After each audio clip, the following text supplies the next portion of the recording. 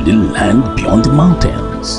Through the Sahara, we bring on-spot news, live analysis, expert discussions on trending stories in politics, business, and the happenings only on 18.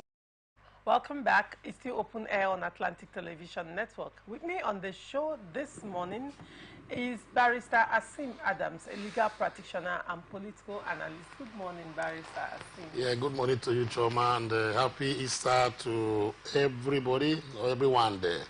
Good morning. I also have with me Emi Fiehaga. Mr. Emi is a political analyst. Good morning, Mr. Emi. Good morning, viewers, and good morning to you. On to the story. The River State House of Assembly on Saturday said it will not hesitate to impeach the state governor, Simlaye Fubara, if it becomes the last resort to uphold the constitution. This is as the 27 lawmakers loyal to the Minister of the Federal Capital Territory, Nyesom Wike, took a swipe at the former River State People's Democratic Party Presidential Campaign Council led by Dr. Abiye Sekibo over his recent attack on Wike. Speaker of the House, Martin Amehule, who stated this at a media briefing in Port Harcourt on Saturday, was flanked by 26 of his colleagues. Let me start with you, Barrister. Okay. River State House of Assembly threatening to impeach the governor. Now, has the governor committed any impeachable offense? Well, thank you very much. When I see people ask that question, has the governor committed any impeachable offense? I just chuckle because it tells me that the person, has not gone to read the section that concerns impeachment of a governor or the president. And it is the function of the House of Assembly of any state in Nigeria at the National Assembly to impeach the president at the national level, the state House of Assembly at the state level, etc., as the case may be. And like somebody said the last time, that impeachment is not a coup d'etat, it's not something that a military takeover, as the case may be, it's a constitutional provision. Now, go down to section 188, sub 1. It says that the House of Assembly, through a notice, supported by 1/3 of members, can, start impeachment proceedings against a governor if complaint of gross misconduct, is committed by the governor. Now, the Constitution knows that this kind of question is going to pop up. What is gross misconduct? Then you go down to section 188 sub 11. That is where gross misconduct was described, by the same Constitution. That gross misconduct is a brazen breach of the constitutional provisions, number 1. Then with a proviso that and any other conduct that the House perceive, you understand, that is the House of Assembly perceive in their own opinion, not my opinion, not anybody's opinion, not governor's opinion, to be a gross misconduct. So when you say impeachable offense, people are wanting to say maybe this is what he did. Of course, in the letter to the governor, the offenses for which the House perceived that he has committed, offenses, open and closed, will be embodied in the letter and sent to him for his defense. But that does not stop or preclude the House of Assembly of a state to initiate, impeachment proceedings against the governor, the deputy governor, as the case may be, if they deem so. Because the Constitution would have spelled out, ab initio, what gross misconduct exactly is referred to. So the ambit on which the word gross misconduct is used by the Constitution has a limitless latitude as the case may be. So it behoves on who is using that particular power to now, do what he's supposed to do. Okay, Barrister Sims, if I understand you, Yes. impeachable offense in this gross misconduct in this particular situation Yes. is what the House of Assembly interprets. When you say perceives, it means whatever they call gross misconduct, Yes. that is what is gross misconduct. I will, for the purpose of clarity, because Nigerians love misquoting people, I did not formulate it. This is section 188 of the 1999 Constitution. Look at what section 11, subsection 11 is talking about.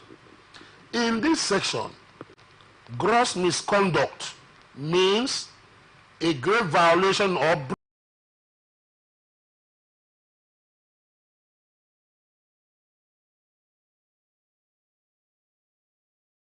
in the opinion of the House of Assembly to gross misconduct. All right. Are you getting my point?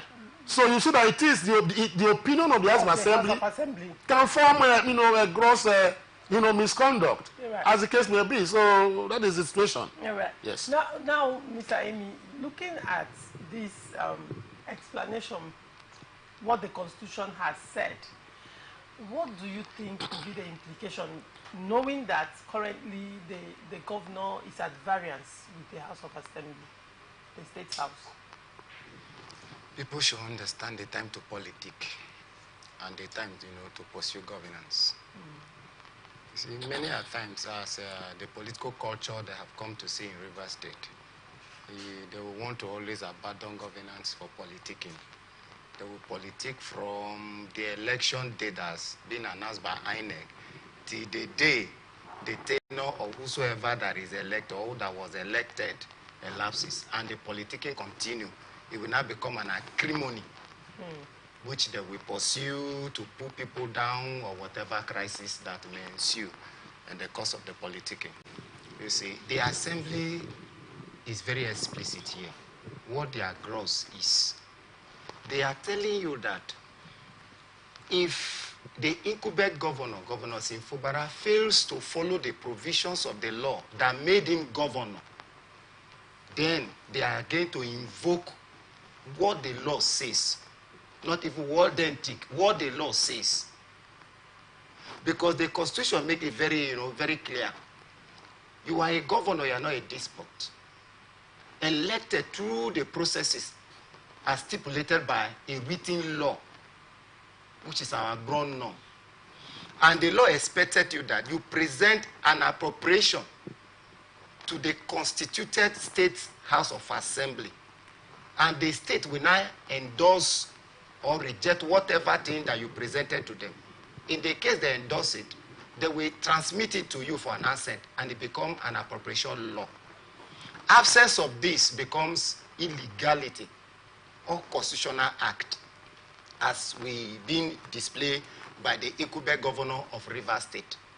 You see, when we discuss issue of socio-economic transformation, we must put aside every form of sentiment, being religious sentiment, party sentiment, political party sentiment, or whatever thing, and look towards the development of the state. That is why a scriptural book always says, you shall know the truth, and it is the truth that will set you free. And what is the truth here? The truth is that Governor Simfubara, in the eyes of the 1999 Constitution as altar, has not presented the 2024 appropriation bill to the State House of Assembly as expected. What we saw the other time was a situation where the governor presented some document to his political friends. What was that he presented? Some document, because I don't know. What did he call the document? It was some document. What did the governor call what he presented to his political For me, friends? you can target whatever, but as a patriotic Nigerian, I look at what the law says and judge situation by the conscience of the law. Okay. So he presented some document to his political friends. His political friends? Yes. Okay. And not the constituted and constitutionally recognized Rivers State of Assembly. Okay. Because Section 92, subsection 1 of the 1999 Constitution stipulates how a speaker of a House of Assembly will emerge. And because you have an assembly, and that assembly, all the members participated. Okay. And the Constitution also limit the participation of those who will elect the leadership of the House to the members of the Assembly as elected. The court has no jurisdiction to participate there, not any other Nigeria, except you were elected as a member representing any of the constituency in the state. And EDCA here and every other members of the Assembly participated in electing Honorable Martins Amiehule as the duly elected speaker on that day. And that is the speaker we know. And we've not seen anywhere where subsection, section 92, subsection 2, paragraph C, where the speaker was removed. Right? And some people are now telling you that there is one provision in the Constitution, section 109, paragraph G, says if you defect, then you have not, yes, you vacate your seat or you've lost your seat. And we begin to tell people that that provision is not automatic, because we see scenario like that in the Nigeria political state before now. In fact, one that is very, very clear before the 2020 general election, that was the one that happened in Kebbi State around June in 2022, where we have the Senate leader there in the person of Abdullahi Yahaya, who represent Kebbi North, and Adamu Aliero, who represent Kebbi Central, and other 6 members of the National and State House of Assembly defected from the APC to the PDP on the ground that the manner in which the state congresses were conducted and the character of the governor then displeased them. Not because there was crisis in APC at the national level or APC had leadership also in court, but because they were just aggrieved that probably the actions of the governor didn't favor them, and they defected. PDP welcomed them and people celebrated them. That indeed, yes, they have gained new entrant into their own folds.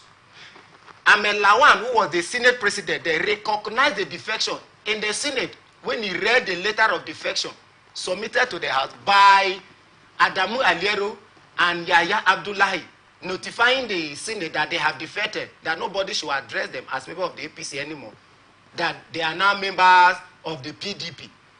But the Senate president didn't invoke the paragraph C that says that we vacate their seat by reason of defection. In this case, in Rivers State, Amiehule remained the speaker, and Amiehule have not invoked that provision that yes, himself and other members who defected. Why would Amiehule invoke what would not favor him? So, if he has not invoked it, let's be realistic. that is what I'm saying because now. Because you are talking of saying the truth. Yes. Why would Honorable Amiehule invoke a section of the Constitution that will remove him from power? That is to say, if he has not invoked it, it means he still remains the speaker. He still remains, okay. The speaker. He has not lost his seat. Because EDCA here, what they did was to gather somewhere, and somebody proclaim himself as the speaker, 4 men. So they, in an assembly of 32 members. By your statement, you're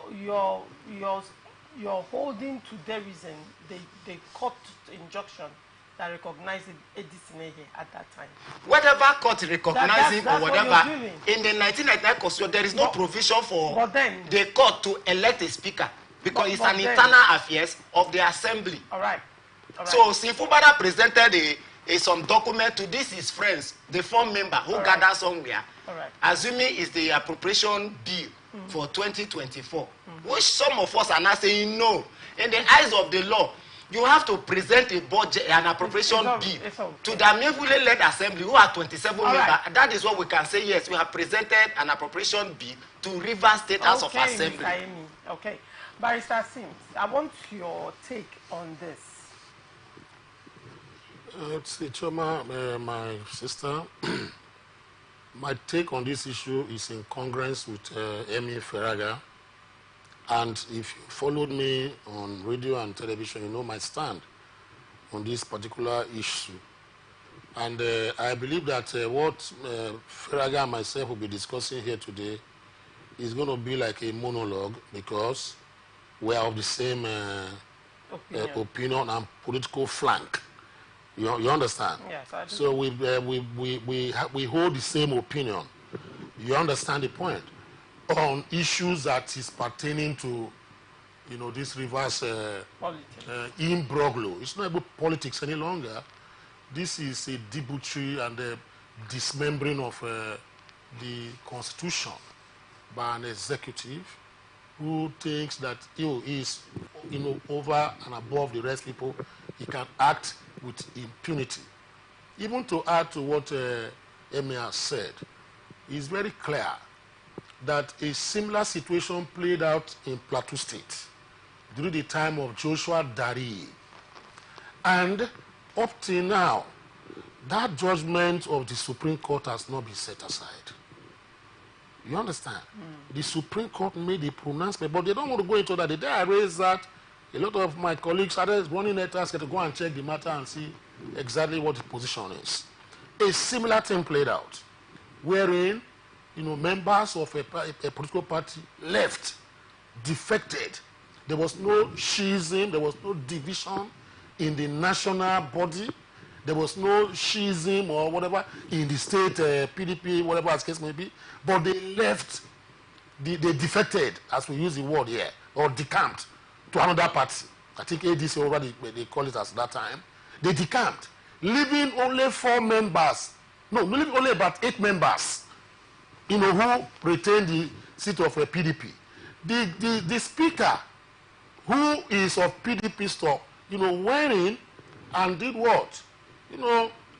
Vacated the seats of those people that left, who are in majority, or who were in majority, and went ahead to also impeach Joshua Dariye. You understand? And impeach him. Out of the 8 of them that were members of the PDP, minority people in the House of Assembly of Plateau State, at that time, 1 abstained from voting for impeaching Dariye. So you had only 7 who participated in the removal of Joshua Dariye, to the exclusion of the majority members whom the speaker said they are no longer members of the House. The matter went up to the Supreme Court. Supreme Court analyzed this thing. 1, that the impeachment of Joshua Dariye was wrong. That Plateau State House of Assembly is a 23-man House of Assembly, or thereabout as case may be. 9 people cannot do what impeach the governor. They need 16 to do that, or thereabout. 2/3 is what they need. Not those sitting, not those present, but the whole members of the House of Assembly. And went further to now say that this section, that people look at it that there is no imprimatur of authority in section 109 sub whatever G, as the case may be, that the speaker will make his pronouncement. The speaker makes your pronouncement. It is not a final pronouncement. The confirmation and approval of that pronouncement it's a law court. And Supreme Court now said, no, you cannot do that. That since you couldn't form, if the 8 of you can form 1/3 to do your whatever duties that are needed for 2/3, you cannot do it. And now said that the only way the assembly can perform is when INEC conduct, a by-election to now fill the vacant positions. That is when the House of Assembly can effectively perform. So Rivers State has 4 members or 3 members left now. Look at what is going on.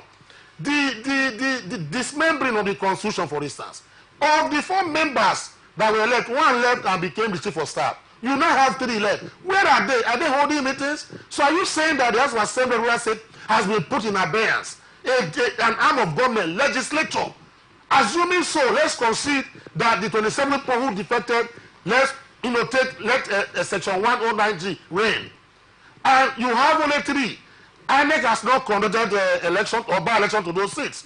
Can those 3 perform the function of the House of Assembly, of a 23-man or thereabouts House of Assembly? The answer is no. You understand? Now, even as it is finally, the so-called 3 left, they are not even performing. We don't even know whether they are legislators in Rivers State. We have not heard where they have sat. We have never heard they have heard parallel, whatever.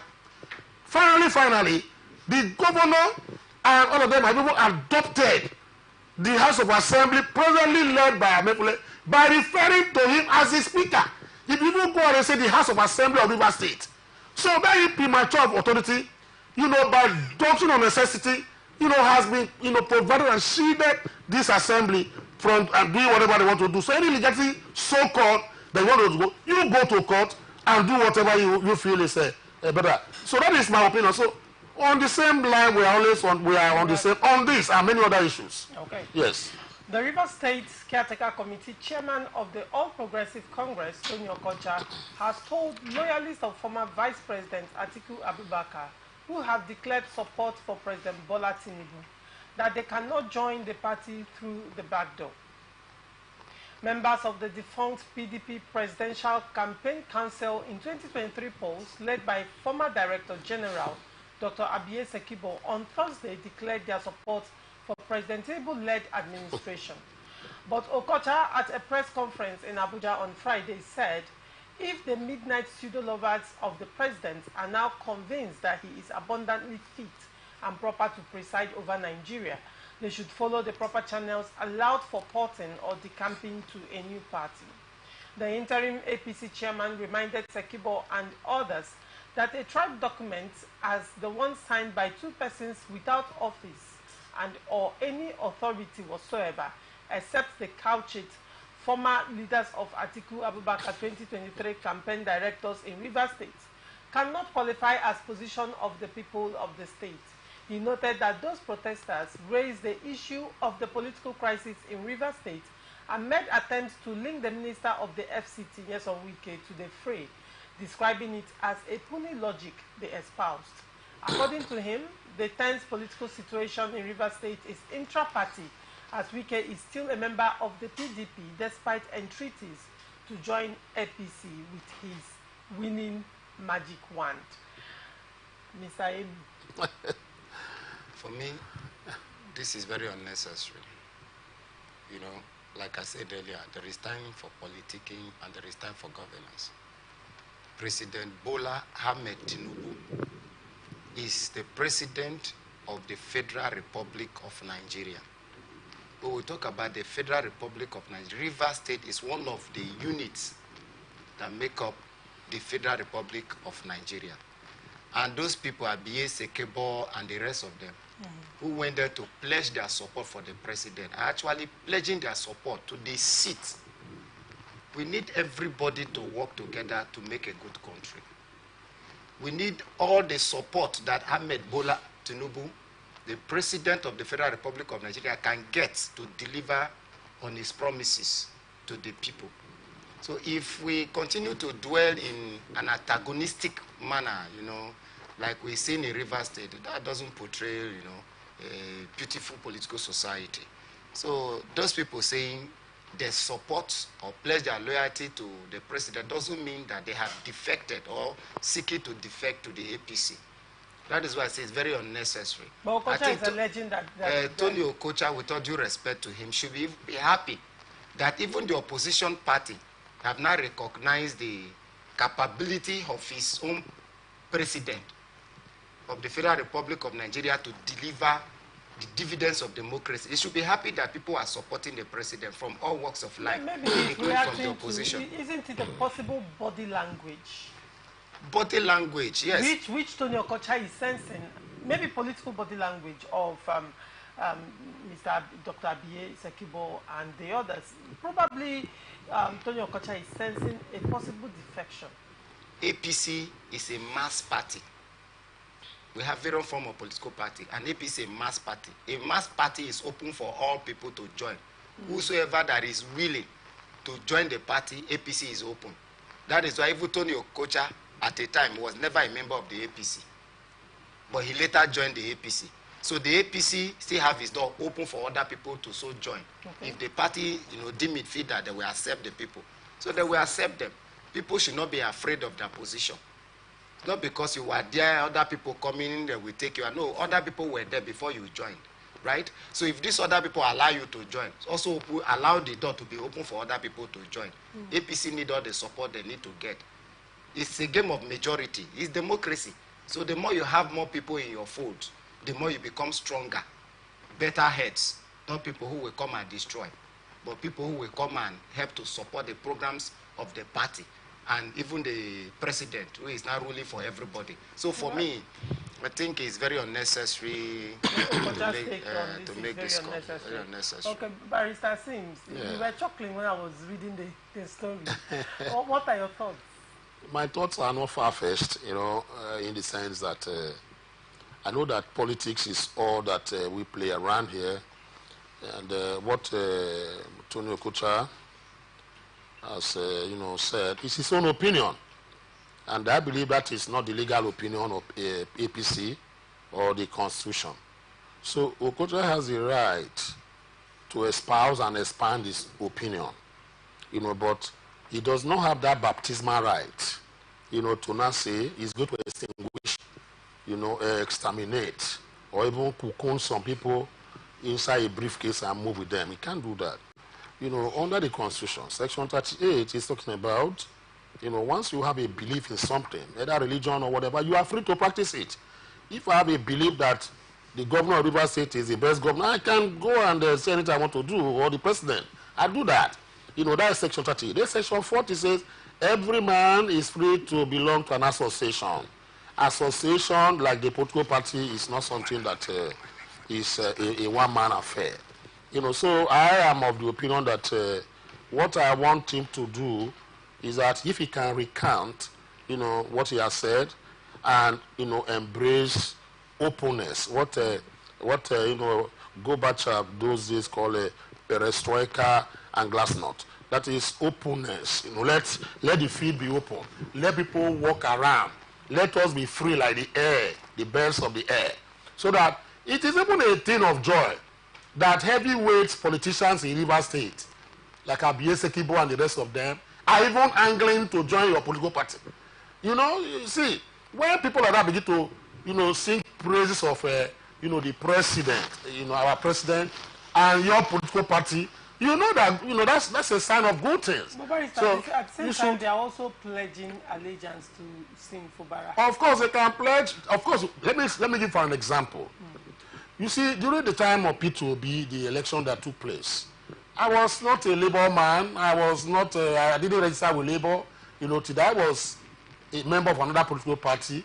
But when P2B came, I had to leave my party to support P2B. You understand the point now? I have to leave my party to support P2B because I felt it was okay for me. Whereas the presidency, the governorship of various states, I had different people in different parties that I supported. So it is my right, it's my baptismal right, that I can say I am voting for president in the election that is coming up, but the governorship, I am voting, or I'm not even going to vote at all for anybody. So Sekibo and the rest of them have the right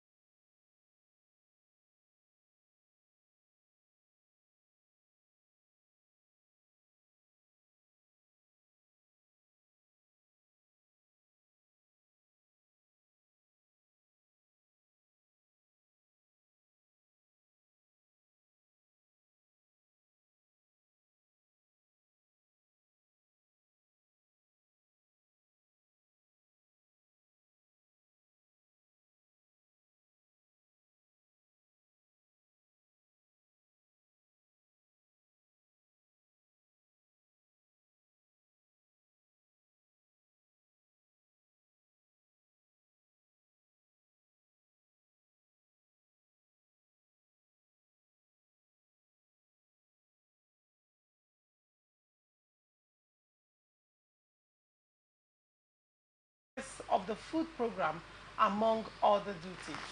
I am also pleased to announce a 1.5 billion naira interest-free fund to support traders across the 3 senatorial districts of the state, demonstrating our dedication to economic empowerment and growth.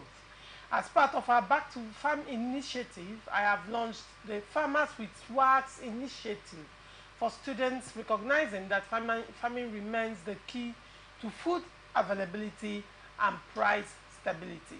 Together with these initiatives, we are working towards building a stronger, more resilient Akwa Ibom state for all.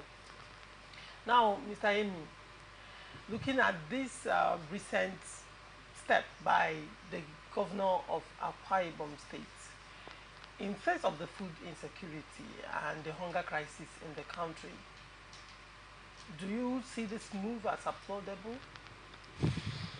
Yes, I think first we need to understand one thing, as defined by our Constitution.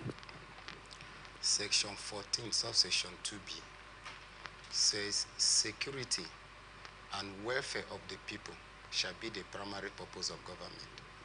In other words, everything about government shall be for the good of the people. The policies of the government, the movement of the government, the budget of the government, everything they do, it should be centered around the welfare and security of the people. And when we talk about welfare, food security is part of the welfare. People need to be alive. And to stay alive, you need food. These are some of the essential commodities that a man needs to live healthy. Without food, you go hungry. And now, what is the reason we are suffering this food crisis? It's because we have not been producing. It's because we have not been farming. We abandoned farming for white-collar job and oil, pursuit of oil. Everything is about oil, and politics. People no longer go to the farm. And by virtue of the Land Use Act, the governors of the state in the urban area are in charge of the lands. Same with the local government at the rural level. And if we have lands, and Akwa Ibom is one of the richest states in the Federal Republic of Nigeria, meaning they have land, they have money. They're supposed to have farms that will enable food security in the state. But all these years, we've not been doing so. So if the governor now deems it fit that, yes, we need to do something to ensure that the welfare of the people is encouraged, I think it's a good one. We should continue on this trajectory. We should not go back to slumbering, because the governor there should not be about project, because you want people to clap for you. Project or road, everything road. Every election road. I will give you road. Maybe because that's one of the major infrastructural deficits in the country. No, not just deficit. It's something that they believe that people will see, easily and applaud them. You make 1 kilometer of road and you amplify it. Even, you can, if the road, the contract, amount to maybe 1 billion, you spend 500 million to inaugurate and to commission. So at the end of the day, like what we say in my local pasek pache, we enter somewhere and the publicity will be so high. People will hype it. It's working. And the people are living in abject poverty. So I think it should continue like this. Ensure that food security is in our borders in Akwa Ibom State. We don't have... Why are we waiting for rice to come from the north before we eat rice? Why are we waiting for tomato to come from Niger Republic through Katsina and the rest before we eat tomato? We have vast land everywhere. Through scientific approach, we can even, farm things that ought to be for 1 year and begin to harvest it in 6 months. So we should have this food in our borders in Akwa Ibom State. There is water, there is land. For fishing, for farming, and everything, they have it in abundance. So why are we be waiting from banana, plantain to come from Edo State, from Delta State, before Akwa Ibom people will be eating plantain? It's abnormal. So the governor should pursue more of farming as he's pursuing this program. Encourage the people to form cluster, identifying the area of comparative advantage that Akwa Ibom State have over other states within, and invest in production, invest in farming in those products. And at the end, you can even sell to other states and make more money, which will improve your IGR as well. But in a situation where we wait for, I'll give you road, I'll give you school, I'll give you, if you vote me now, I will buy you a new car. You know, I will enable you to tie your igele and dance. These are not good governance. Let us continue like this. All right. Barrister Asims. Yes. you are enjoying this conversation. I'm enjoying the conversation, especially when I'm with Fegar. I'm very, very excited. You know, let me be very, I want to go somewhere that is so funny. We run a predatory kind of political system in Africa, and let me say Nigeria as a whole. The African, you know, emperor, known as political leaders in Nigeria here, believe that, you know, we are slaves. Once you get to the seat of power, you are a master, that you can come and give handouts. I remember when I was a young boy in my state, the old Midwest state. There's this particular milk they used to give to us in primary school. They call it Ulster milk, or whatever they call it. But it was later found out. They say ulcer. Ulcer. You know the ulcer. Because so that you don't have ulcer. So they give us that milk for us to lick. You know, we await the coming of that van every Friday. We await the coming of that van that normally supply that particular milk to us. Any day the van does not come to our school, there might be bedlam and you know, mayhem. So what am I trying to say? You see, we are able to broadcast. Your station is able to broadcast today because a satellite was shot into the orbit by a nation or by some a group of people, creating an enabling environment for you to, you know, expand and espouse and grow.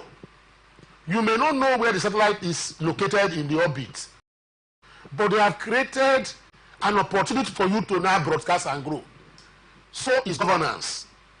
When you begin to, you know, give out handouts, for instance, one tablet to each ward. You know how many people in a ward? So that tablet will be given to each ward. Who is going to be the man that will be in possession of that particular tablet? Now that is the first one. Who is going to be in possession? Be sure that people may kill themselves because of that the tablet. A lot of them feel that it is something that is special. But if you create an environment where these people can, you know, take out a living, all of us, or 90% of those people in that world, we have their own tablet to work with. People, you need it to put whatever the case may be. There is a saying the Chinese normally say, they say, government, create the roads, break rocks, create spaces, and citizens will build the cities. That is how it is. Now, if you look at what is going on, this East West Road sometime years back was a thick forest, a place you cannot even inhabit. You will be so scared that wild animals will come out on foraging mission and take you by the roadside. But when they created the East West Road, even though the road is not in perfect condition, you can see the development. Those who built houses there, they are not government people, but private individuals who saw it as an opening, opened up the space. So that is why the Chinese say, once government coming to create road, open a place, they don't do any other thing again. They leave it for citizens to develop their cities and create cities for themselves. That is what should happen in Nigeria here. Now, the only thing that even I can pick up from what the governor did in Akwa Ibom State is the 1.something billion he said he's going to use to aid, is it traders or whatever the case may be. Good. That kind of situation, you are not giving them handouts. You are going to lodge that money in a bank. If you meet the condition, you go there and draw, put in your investment, grow, employ people as the case may be. Not handouts and food stamp. You see, when we look at a situation like, even in Ukraine, that is at war right now, I have never seen food stamp. They don't give, you know, when you give food stamp to people, or maybe a food palliative to people, it's a derogatory word. That is what you are giving to people of your state who elected you to be governor and superintend over them, not because you are their master, but because they see that they subsume their powers under you to go and, you know, help them develop the place, and you are giving them food palliatives. How long are you going to feed them? You give a man a fish. In fact, if I have a bowl of fish, I will not even go out. I'll finish it before I leave the house. But if you teach me how to fish, I know that I'll create a well and begin to do my fishing, whatever. That will take me forever and serve other people as case may be. So for me, it is purgatorical. For me, what he has done is not something I'm going to ululate him for. I'm going to say, Governor, the direction you've taken, I only took one thing out of it, that 1.5 billion you are giving to traders. Please let it circle. I mean, a go-around, traders and not political traders.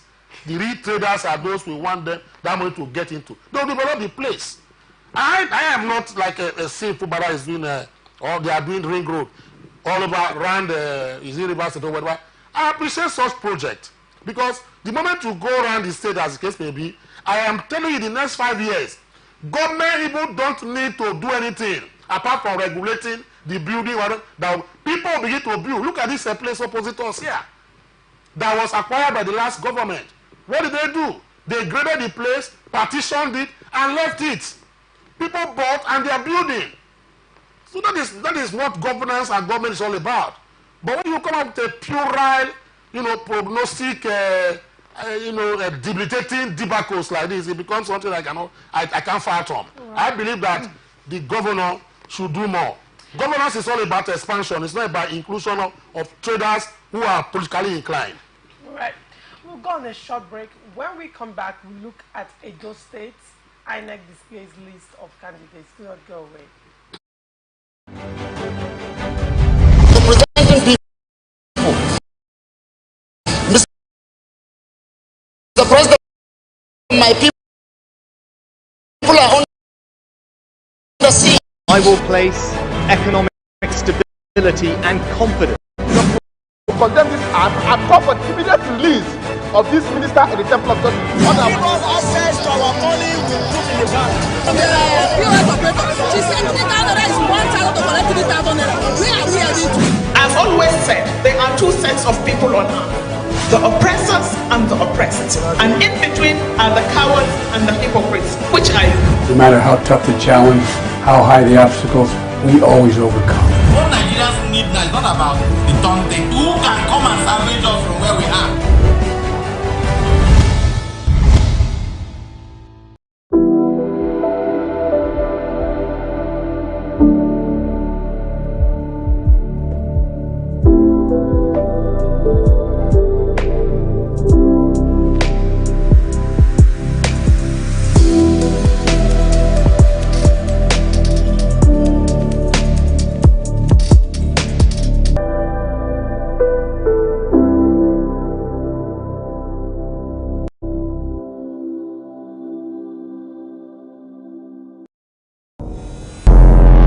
Every day, our lives are changed by history.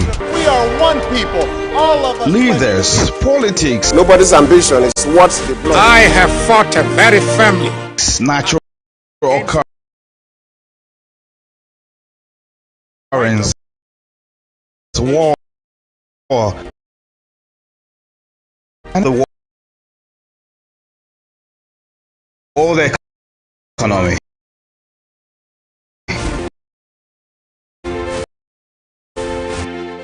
I belong to everybody and I belong to nobody. ATN covers it all on ATN Politics today.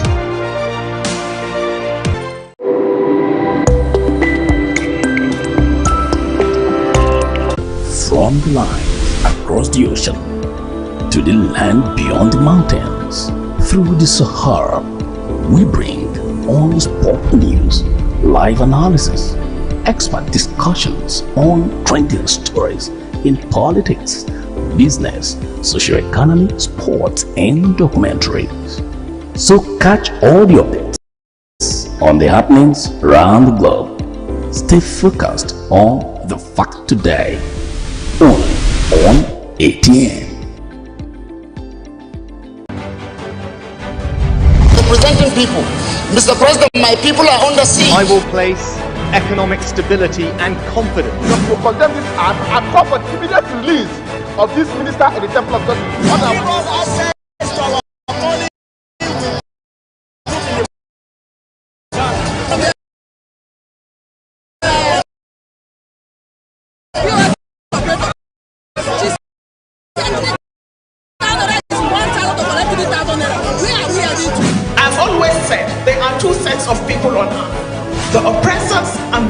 oppressed. And in between are the cowards and the hypocrites, which are you? No matter how tough the challenge, how high the obstacles, we always overcome. What Nigerians need now is not about the thing. Who can come and salvage us from where we are?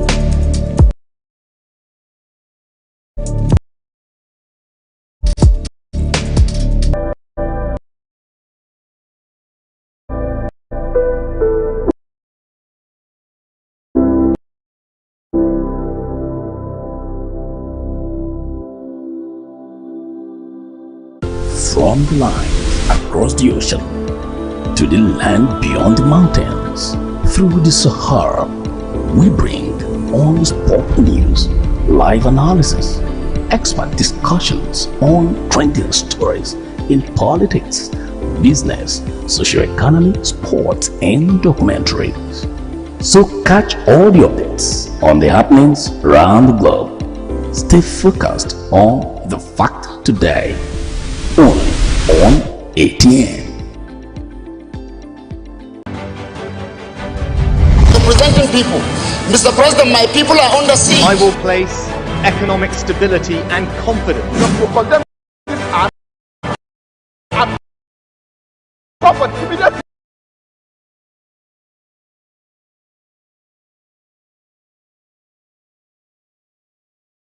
and the oppressed. And in between are the cowards and the hypocrites.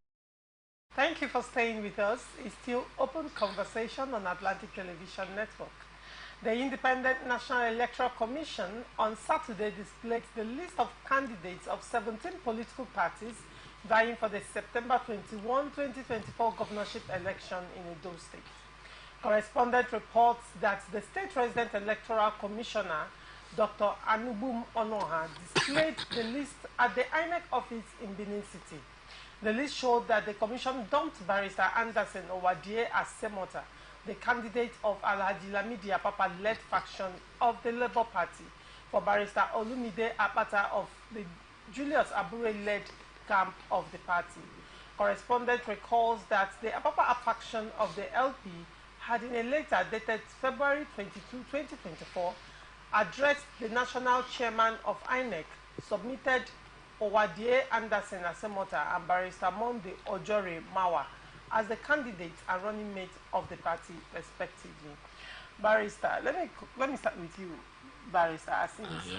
Now, didn't INEC told the right path by dumping the Apapa-led faction, because there has been a judgment and Apapa-led faction has been set aside and the court recognized the Abure-led faction? Isn't that the right thing to do by INEC? Yes, the INEC has the powers.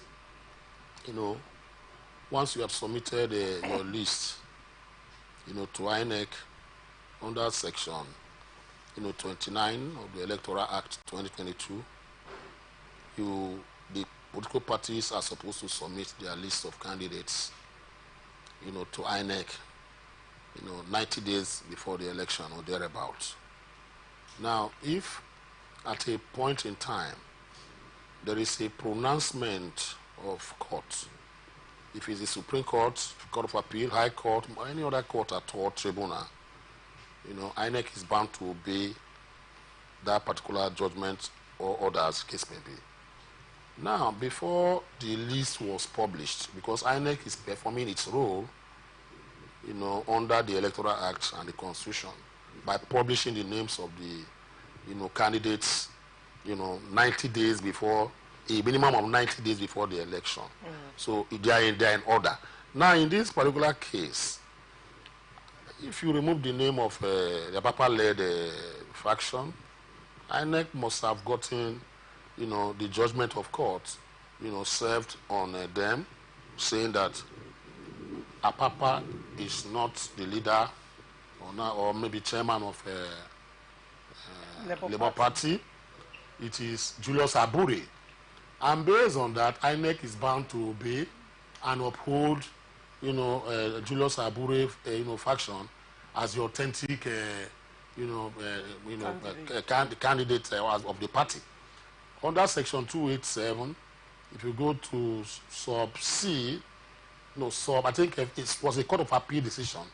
I think sub B, you find out that the Constitution says that if the Court of Appeal of Nigeria, because Court of Appeal has one jurisdiction in Nigeria, if they give any judgment, order, etc. as the case may be, that everybody is bound to obey that particular order, and all government institutions are bound to execute that particular order. So I'm sure that is where INEC is acting on, under that canopy, to now, endorse the Abure faction of Labour Party.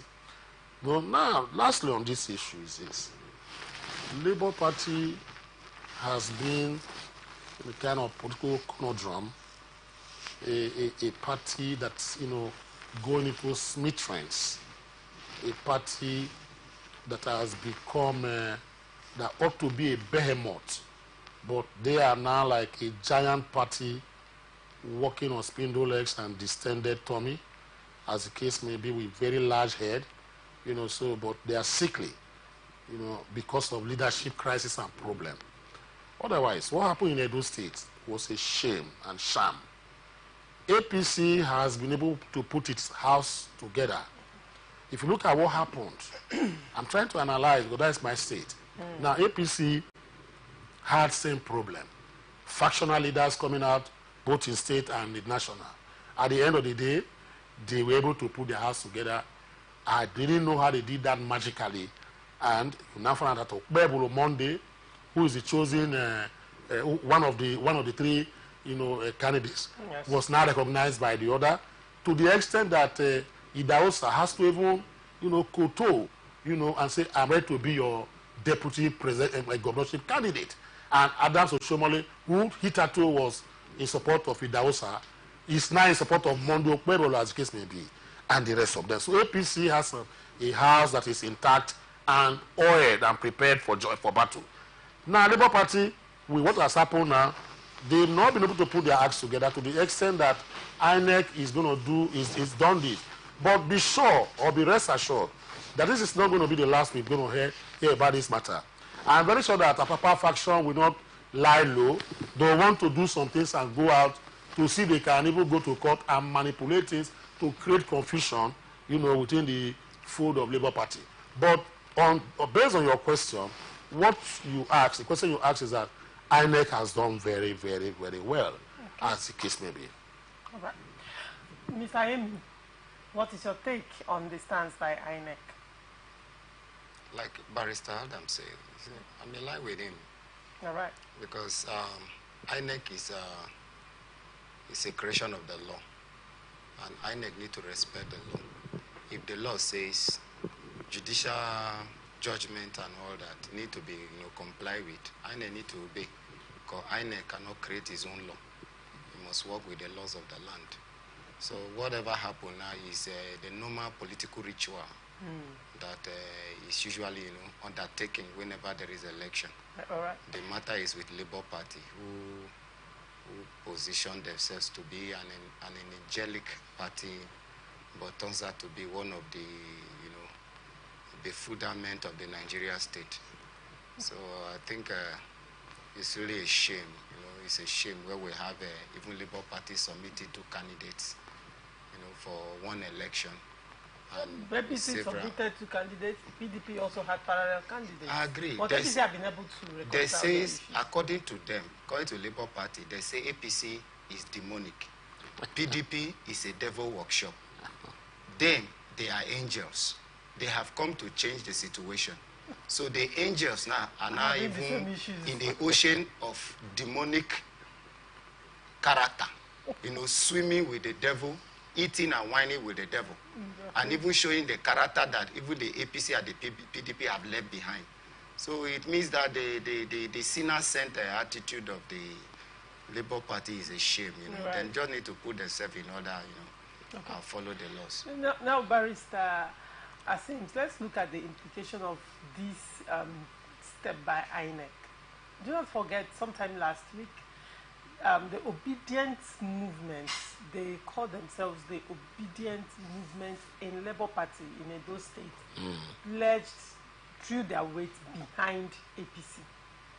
You know, and they said they were not comfortable with not just the internal wranglings in Labour Party, but they were not comfortable with the Abure-led candidates, the faction, the candidates. So because of that, they were throwing their weight, and they also said a lot of irregularities happened in the Labour Party primaries in Edo State. So now that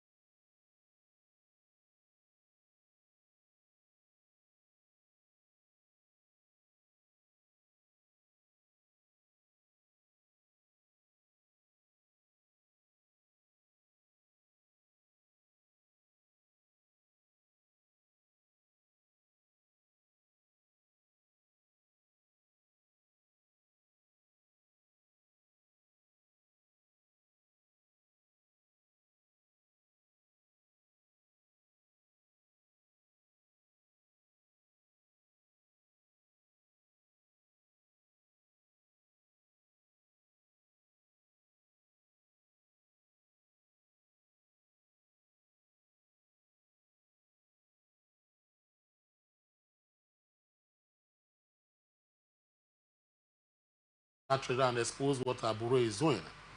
Aisha Yusuf, who is also, you know, one of those who joined the obedient movement because of P2B, also talked about the malfeasance, you know, and debilitating corruption, underhand one for that matter, in Labour Party, and asked for, you know, probe of what is going on.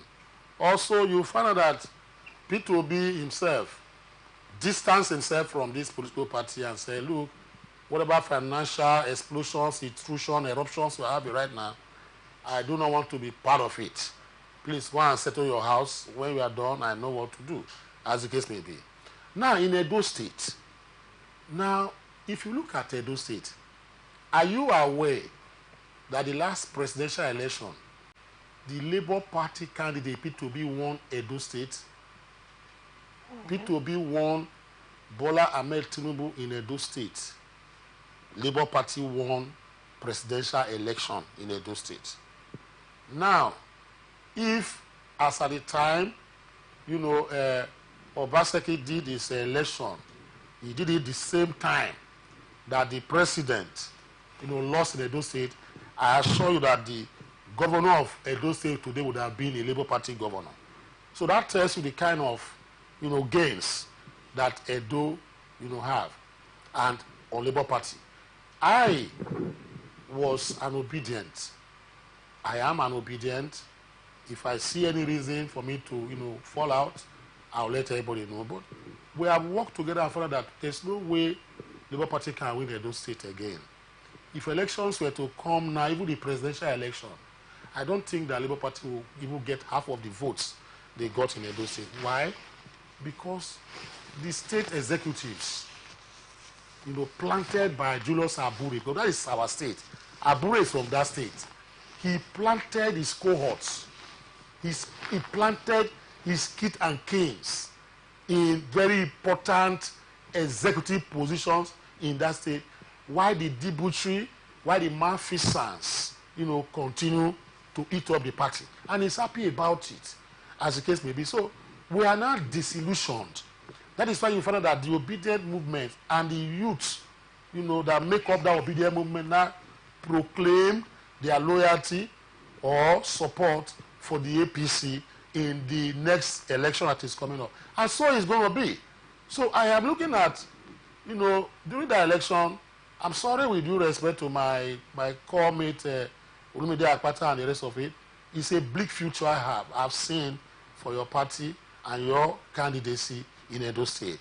It's going to be very difficult because, right, as it is now, I hope that Apapa will never go to any of the courts and say that maybe Labour Party should not participate in the election. They begin to dwell on that, disturb people, and you now give victory now to APC or PDP in Edo State. A Labour Party does not have any stronghold again in Edo State.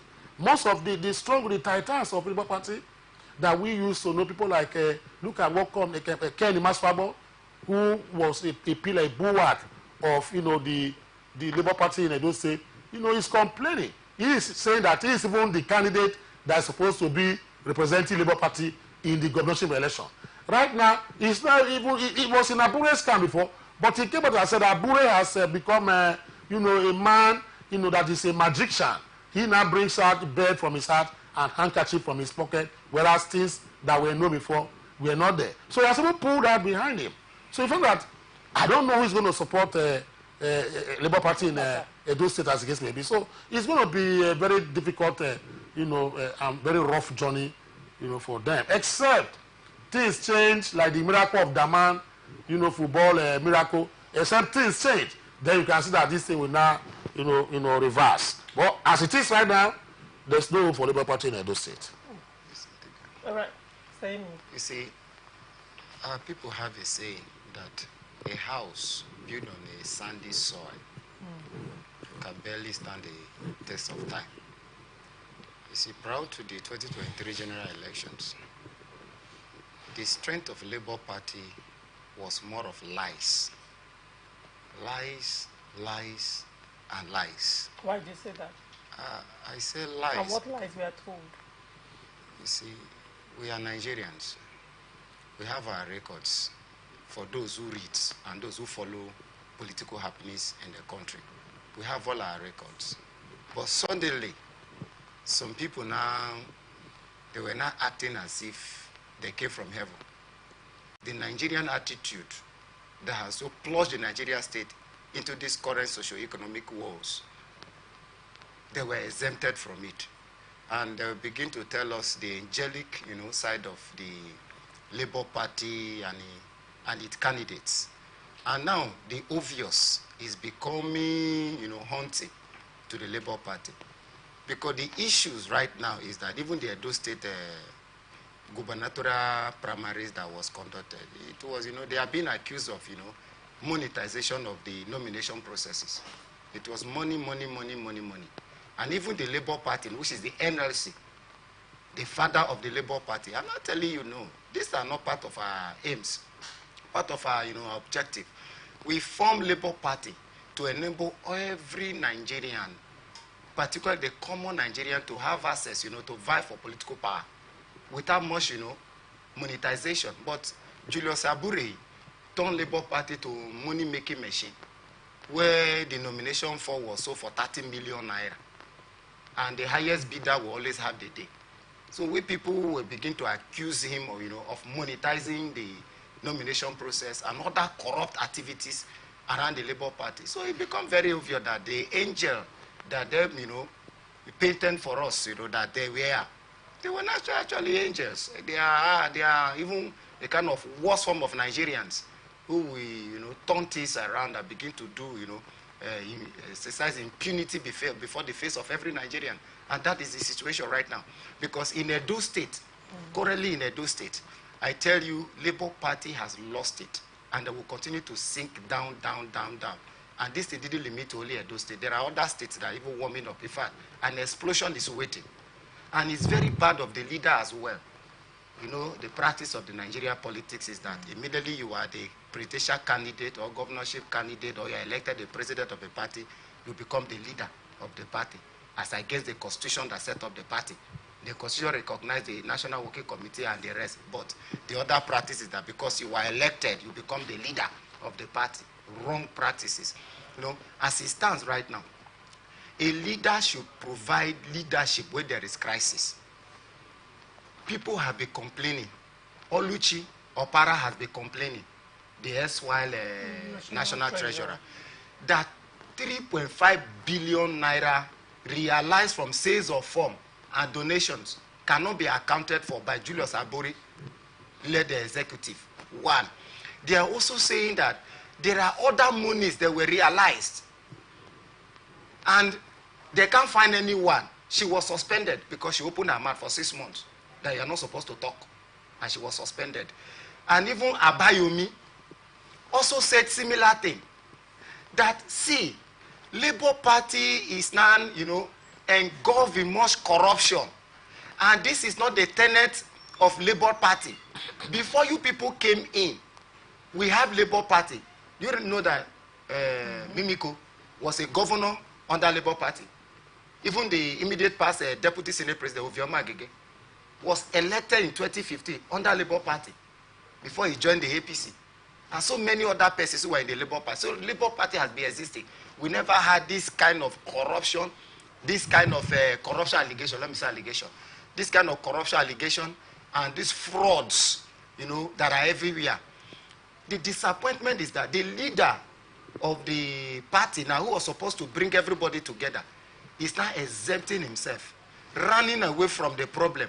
The same way it happened in ABGA and later in PDP. He ran to Labour Party. Now you are now, extricating yourself, exempting yourself from the problem instead of trying to bring the people together to see what can we do now to ensure that the Labour Party continue to exist and continue that trajectory of angelic, falsehood. But at the end of the day, you are not providing that leadership. And Abure went ahead to also organize a congress that even the father of the party are not telling you that you didn't consult us the way we expect it to be. The constitution has so many, COP of the Labour Party, and with the NLC, you are, jettisoning LSC, disdainfully, disregarding them. You don't regard them as anything. You call yourself, you now become a tyrant who run Labour Party as your sole property. It's not like that. And you want to win an election in a democratic setting. A Labour Party in Edo State now, I'm not telling you, come, we are citizens of Edo State. We are looking towards the development of Edo State. And with what we are seeing, on this ship, you can't take us there. We are now aligned with the APC, whom we believe that we, the candidate and the people there, will get what we want for Edo State, because you must make sure that your state will work for you. And this is the kind of politics that is lacking here in River State.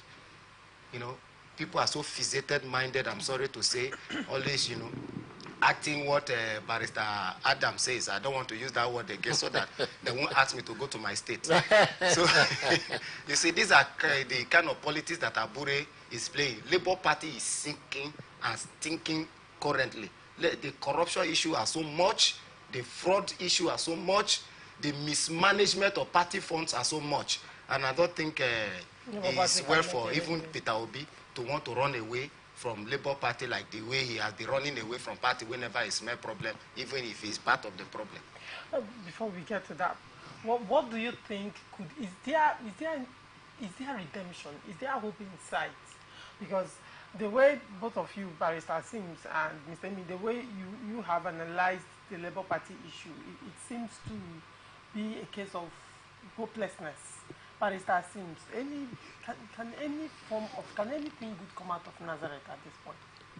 Of course, that is the biblical saying that I don't know. I'm not in that particular pastoral, ecclesiastical, category, but I'm talking about politics as it is. Now, Labour Party has boxed themselves into a corner. Yes, we agree, but that does not mean that they cannot redeem themselves. There's always a redemptive, approach and lane in a situation where we box into a corner. So as it is now, we have a lot of things that can change the narrative, spice up and give zeal and zest, to the political activities of a Labour Party for them to gain, back their supporters, because I know that half, if not 70%, of their supporters have been eroded. Erosion has taken them away. I don't know where they are drifting to now. Some have gone to APC. Maybe the others will declare for PDP, as case may be.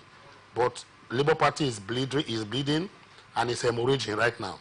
So there are ways they can bring back. Number one is this. if they can come together, harmonize positions, and agree with the National and the Nigeria Labour Congress, that look, put pressure on Abure, because Abure is from Edo State, the world chairman or whoever these people should suspend to right and let Abure be suspended or whatever, leave that particular seat, let a new chairman come in. That will, revitalize, what is going on right now. You find the Labour Congress, which is part and parcel of Labour Party, has been agitating under Joe Ajero that Abure should step down or he should vacate that seat.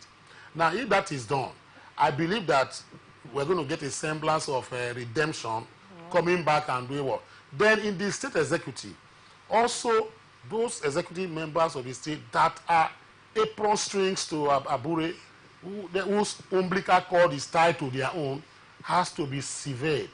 Take them out so that we have new people who will come in to give hope, and zest to those supporters of Labour Party before the election. There's still time. This can be done. If APC can put their house together and there's no cantankerous, assemblage and whatever the case may be now, but they are working in one united front, I mean, Labour Party can do that. So, Papa can also be swayed. I believe that if Abure leaves that particular seat, people like Papa and the rest of those people who are running away or maybe having internecine war with them, we have a rethink and say, okay, let's see if we can come together as work as a political party, and things will change, dramatically, as the case may be. Right. Yes. We'll go on a short break. When we come back, we'll continue. Do not go away.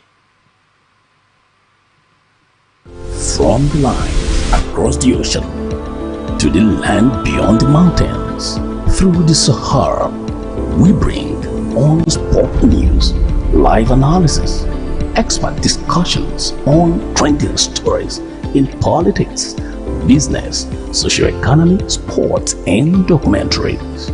So catch all the updates on the happenings around the globe. Stay focused on the fact today, only on ATN. Representing people. Mr. President, my people are under siege. I will place economic stability and confidence. To condemn this and call for immediate release of this minister in the Temple of God. Give us access to our money we put in the bank. The POS operator, she said 3,000 naira is 1,000 to collect 3,000 naira. Where are we heading to? I've always said there are two sets of people on earth, the oppressors and the oppressed. And in between are the cowards and the hypocrites, which are you? No matter how tough the challenge, how high the obstacles, we always overcome. What Nigerians need now is not about the taunting. Who can come and salvage us from where we are?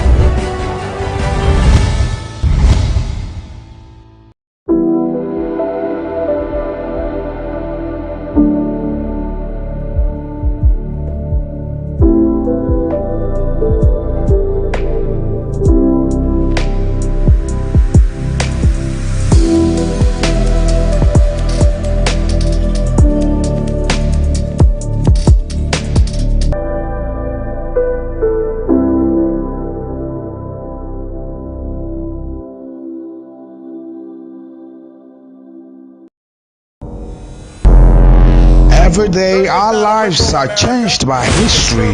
We are one people, all of us. Leaders, politics, Nobody's ambition is what the blood. I have fought very firmly. natural occurrence, war, and the world economy. I belong to everybody, and I belong to nobody. ATN covers it all on ATN Politics today.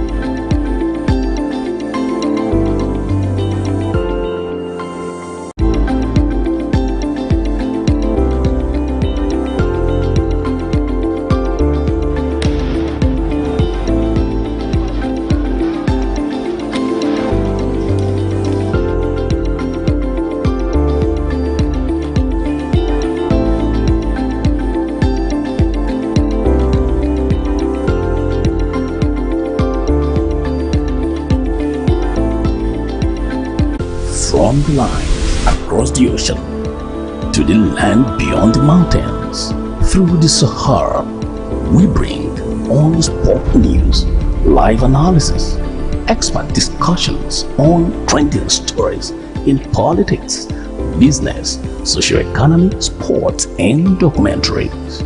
So catch all the updates on the happenings around the globe. Stay focused on the fact today, only on ATN. Representing people. Mr. President, my people are under siege. I will place economic stability and confidence.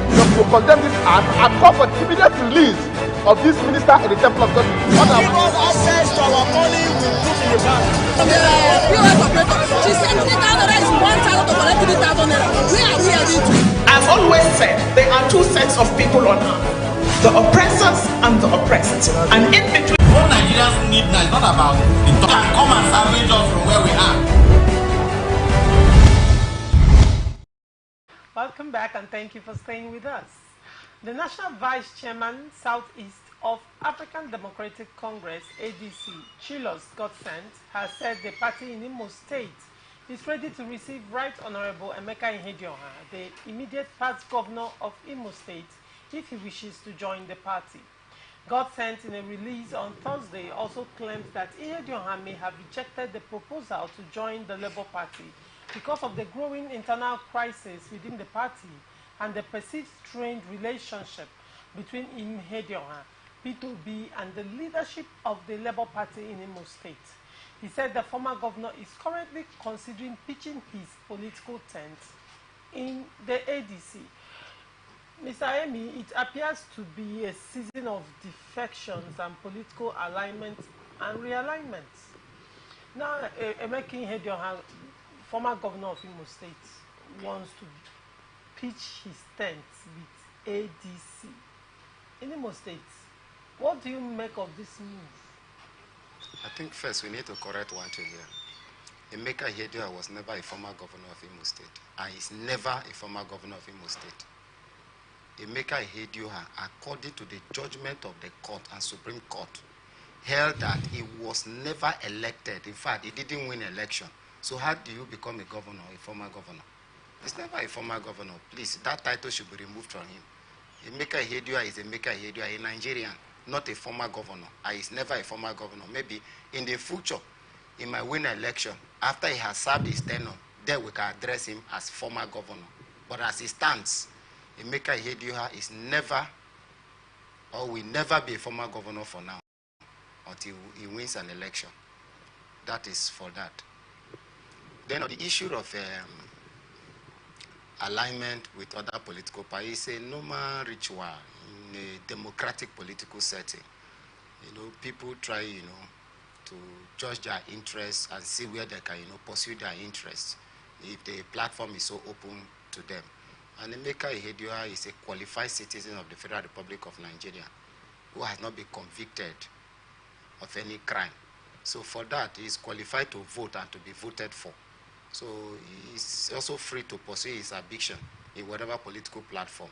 ADC is a registered party, just like every other political party that exists today in Imo State, the APC, the PDP, the Labour Party, and the rest of it. So he's free, he's a free citizen. So he can, for me, if he pitches his tent with ADC, it's good for him. But the real matter now is that the attitude of Nigerians towards public office is the problem. It's not about the party. Party is a platform. Party is run by humans. And the human behavior will determine the extent to which the party will succeed or fail. Today, we have people in APC who are doing well. We also have people in APC who are performing abysmally. We also have them in PDP. We also have some in Labour Party, SDP, and the rest of it. But today, despite that all these political parties exist in each of the states and in the federation, we also have economic challenges and security challenges. That is to tell you that it is not about the party, it's about the individual. until we work on that attitude, that character that is so inimical to the social transformation of our country and states, we will not achieve much. Today, ADC might celebrate, but what are the antecedents of Emeka Ihedioha? Is it for development? Can we also, sink his glory in public? That why in the National Assembly, as Deputy Speaker, he was able to do ABCD. The constituency project, the illegal funds that were channeled to certain quarters, were they properly utilized for the betterment of the people he represented at the National Assembly? Can we say that? Can we say he has been so good to the people of his community? Can we say that? So it's not about the party. It's about the individual. It's about the people who run the party. That is why I have problem with people who say a structural restructuring. Oh, if we restructure today, Nigeria will become heaven on earth. If we restructure today, oh, Dubai will be learning from Nigeria. We need to restructure. And I always ask them, is it the structural restructuring that has kept Nigeria in this state of comatose? I will tell them no. Because if you restructure the structure and leaving the character that run the structure, we will still come back to the same cycle that we are today. Because the structure is run by rules, and the rules is enforced by the man. That is why political scientists will tell you that, yes, the structural functional, argument was very valid at a time. But right from the 1930s, late 1930s, they began to look at the behavior of the people who run the structure, and they concentrated their effort in that instead of looking at the rules and regulation that run structure, let us look at the behavior of the people who actually enforce these rules, the behavior of the people who man this structure, and work on this behavior. If the behavior is right, then we'll have a better political society where people will live happily and have everything in abundance. But if we abandon that, we begin to say, ADC, oh, now, Emeka Ihedioha, don't be surprised. He might be telling you PDP was hell, APC was ocean, this one was that. ADC now is the heaven on earth. With ADC, all the good of Nigerians will be delivered. With ADC, all the electricity that we never will have them now. ADC will give you road. ADC will give you light. ADC know the problem, and ADC will solve them within 2 days. So just give ADC the opportunity. As if Emeka Ihedioha was never a member of the public sector. He has never worked or held any public position before. So everything will now become the problem of APC and PDP and all that. And ADC will become an angelic party who will solve all the problem. And as if the people, they are now, outside of the problem. So let us look at the character, it's not the party. No. Interesting submission there, Mr. Amy. Barrister StarTimes, Mr. Amy talked about the persons and not the party. And of course, when Peter Obi joined the Labour Party, we could see the movement was about the person and not the party. And it's also playing out in Edo State. Now, talking about the person and not the party in Imo State. Imo State's ecosystem largely has always been about the party and also about the person as well. Because, there was a time Hakim was governor and largely fell out with the populace, particularly had issues with the Catholic priest in Catholic Church in Imo State at that time, which affected his re-election. And the Rochas Okorocha, on the other hand, at that time was a philanthropist, a very known philanthropist. So when he decided to run for political party, run for governorship, it was a natural selection of Imo people at that time, which also goes to show that the person goes a long way. Now, do you see this move by Emeka Ihedioha a wise political move? And do you think Emeka Ihedioha has, the charisma to be able to pull this off? Anyway, I think Emeka Ihedioha is a persona that is well grounded in Imo politics. His person speaks for itself. Former deputy speaker also of the National Assembly, House of Reps. Then he now became or was sworn in by default as governor of Imo State. Even though he's been removed from that particular position, he still remains a poster gun, a man that his name is larger than his frame. You know, if you call Emeka Ihedioha today, it resonates. People around Nigeria will know the person, but if he walks into a place and you don't know him, you will not even know he's the one. So that is why the name resonates more than the frame. So it's somebody that is a titan. And I believe he has what I regard to as political tidal waves. If he comes in here now, you know, the waves, the ripples will be enormous that can turn to a wave. So that is why he has become a bride, a beautiful bride to a number of political parties that are looking for him or they want him to come. And he has that personality for him to change the narrative in any political party he ventures into. Before now, I was thinking that part of the problems we have in Imo State started when Ihedioha was taken out by the Supreme Court. I was thinking it was a revolt by the young people of Imo, that why should this man that was so loved, you know, Supreme Court will not take him out. So the Imolites were not very happy. I know a lot of my friends who are from Imo State. Till today, they still talk about Emeka Ihedioha because they feel that he would have been like the second Samuel Onanwekwe Mbakwe, that is the first executive governor of Imo State, that did a lot, you know, because Mbakwe's legacy speaks for him, even post-mortem, as the case may be. So they were thinking that Emeka Ihedioha was coming to change the narrative because Imo State became a bastion for crime, poverty, debilitating one for that matter, angst, hopelessness, and at the same time, you know, what I normally define as being lugubrious. That is a man that is just lying prostrate in bed, does not even know what to do. Imo State was in that particular firmament, you know, until Emeka came into the picture, and for the few months he was to be there or he was there, you could see some changes he made, even though albeit, you know, he was there illegally, you know, by virtue of our constitution, etc.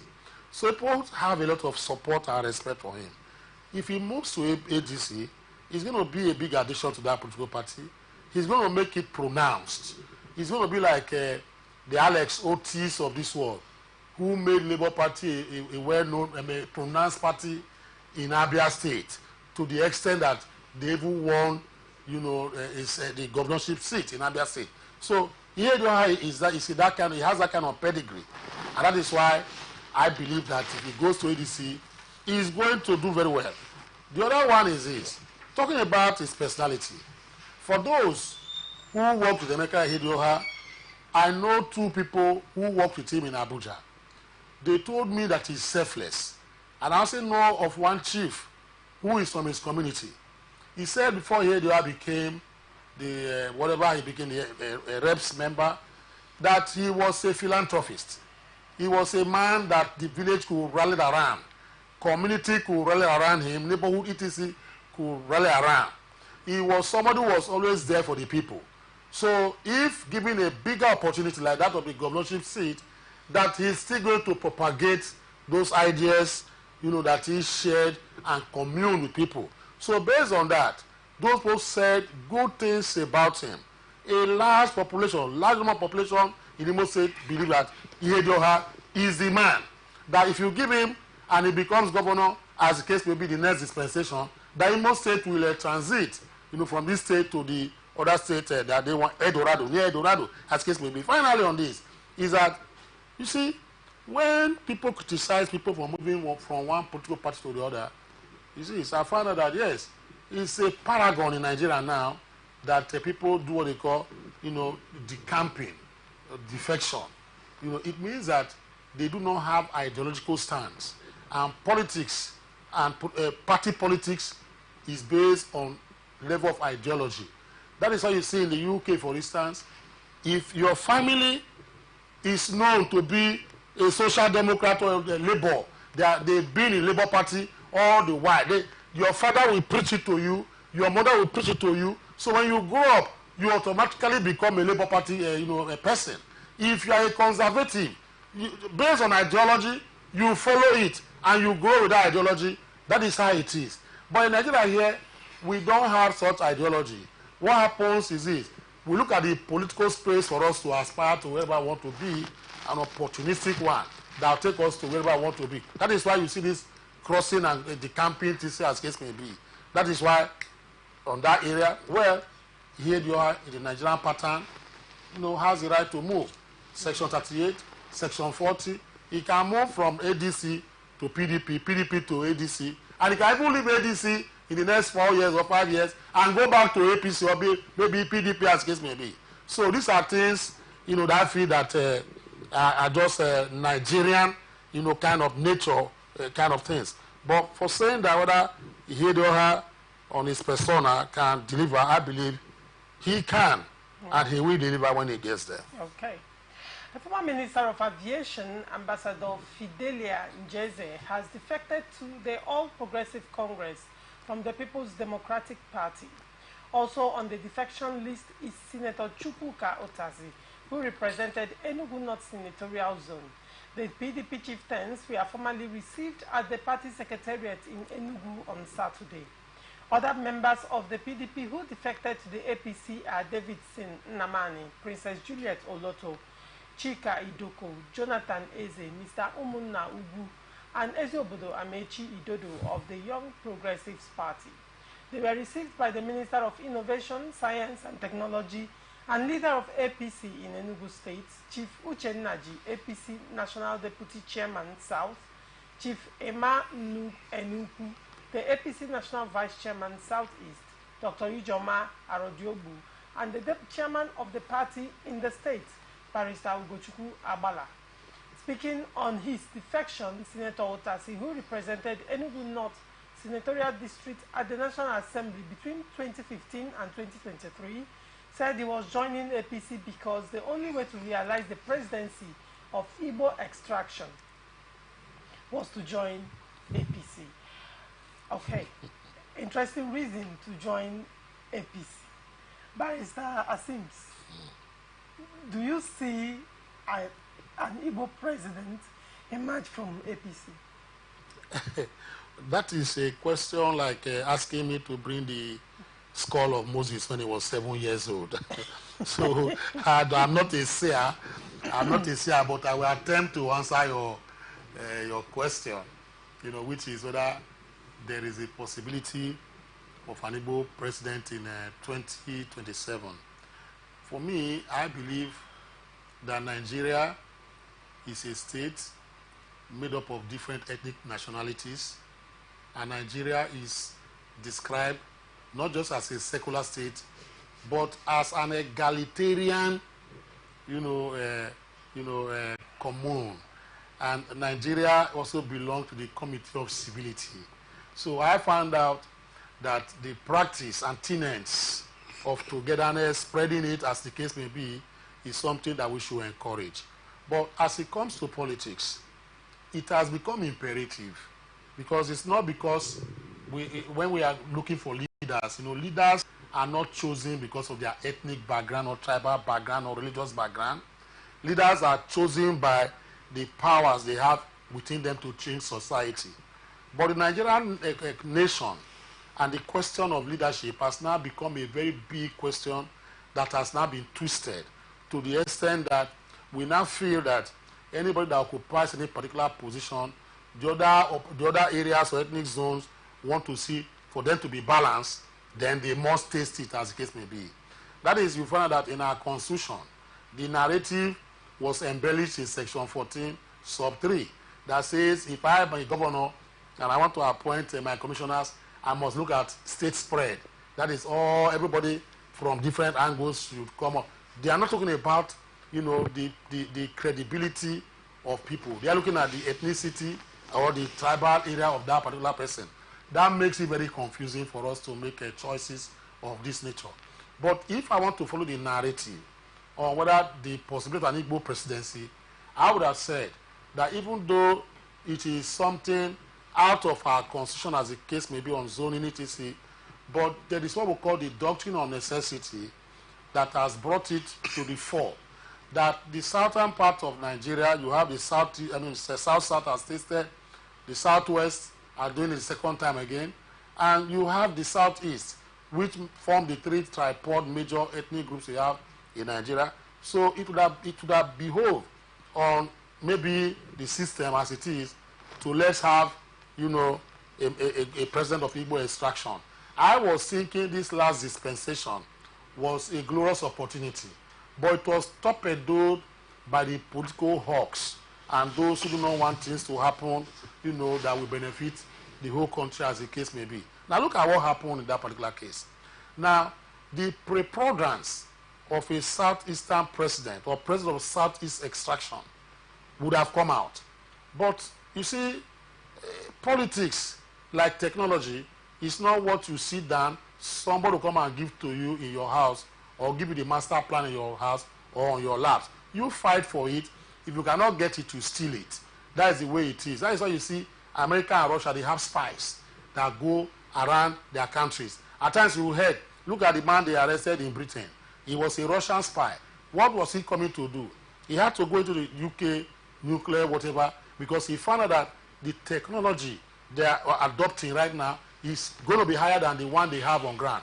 And they don't have that proclivity for them to do that. So what you need to do is to go in there now and find a way to enter that particular nuclear industry and find out the technology they are using there. Then you now export it, or maybe whatever the case may be, to your country. So that is how it is done in technology. You see, that likewise in politics. Politics is not a do or die affair, but I like one of my favorite, Edmund Burke, described politics. Said politics is a concentric circle of intrigues, backstabbing. You still hug yourself. You find out that you conspire against each other. At the end of the day, you are just there playing your politics. And if there's need for you to use legal strength, what he meant by legal strength is not the court or whatever the case may be, the strength you are embedded with to take that power, that you don't have to hesitate to do that. So what we are advocating is that the lady has said, that is her opinion, but it goes more than what she has said there. Because making a pronouncement does not mean that it's going to come to reality. If you don't work for it or work towards it, it becomes a problem. It might even elude you again, like the devil's lake, as the case may be. So for me, I don't think, I wouldn't condemn APC to say they cannot produce a president of Igbo extraction, but profiling the statement and narrative of the senator, I believe that she has to do more to produce a president of Igbo extraction. Not just working alone in the APC, but working with everybody to understand that it is time to give that presidential whatever to whatever to Igbos. Since it has now become a stool and hegemony that we have to begin to wait for the next generation to take over, as the case may be.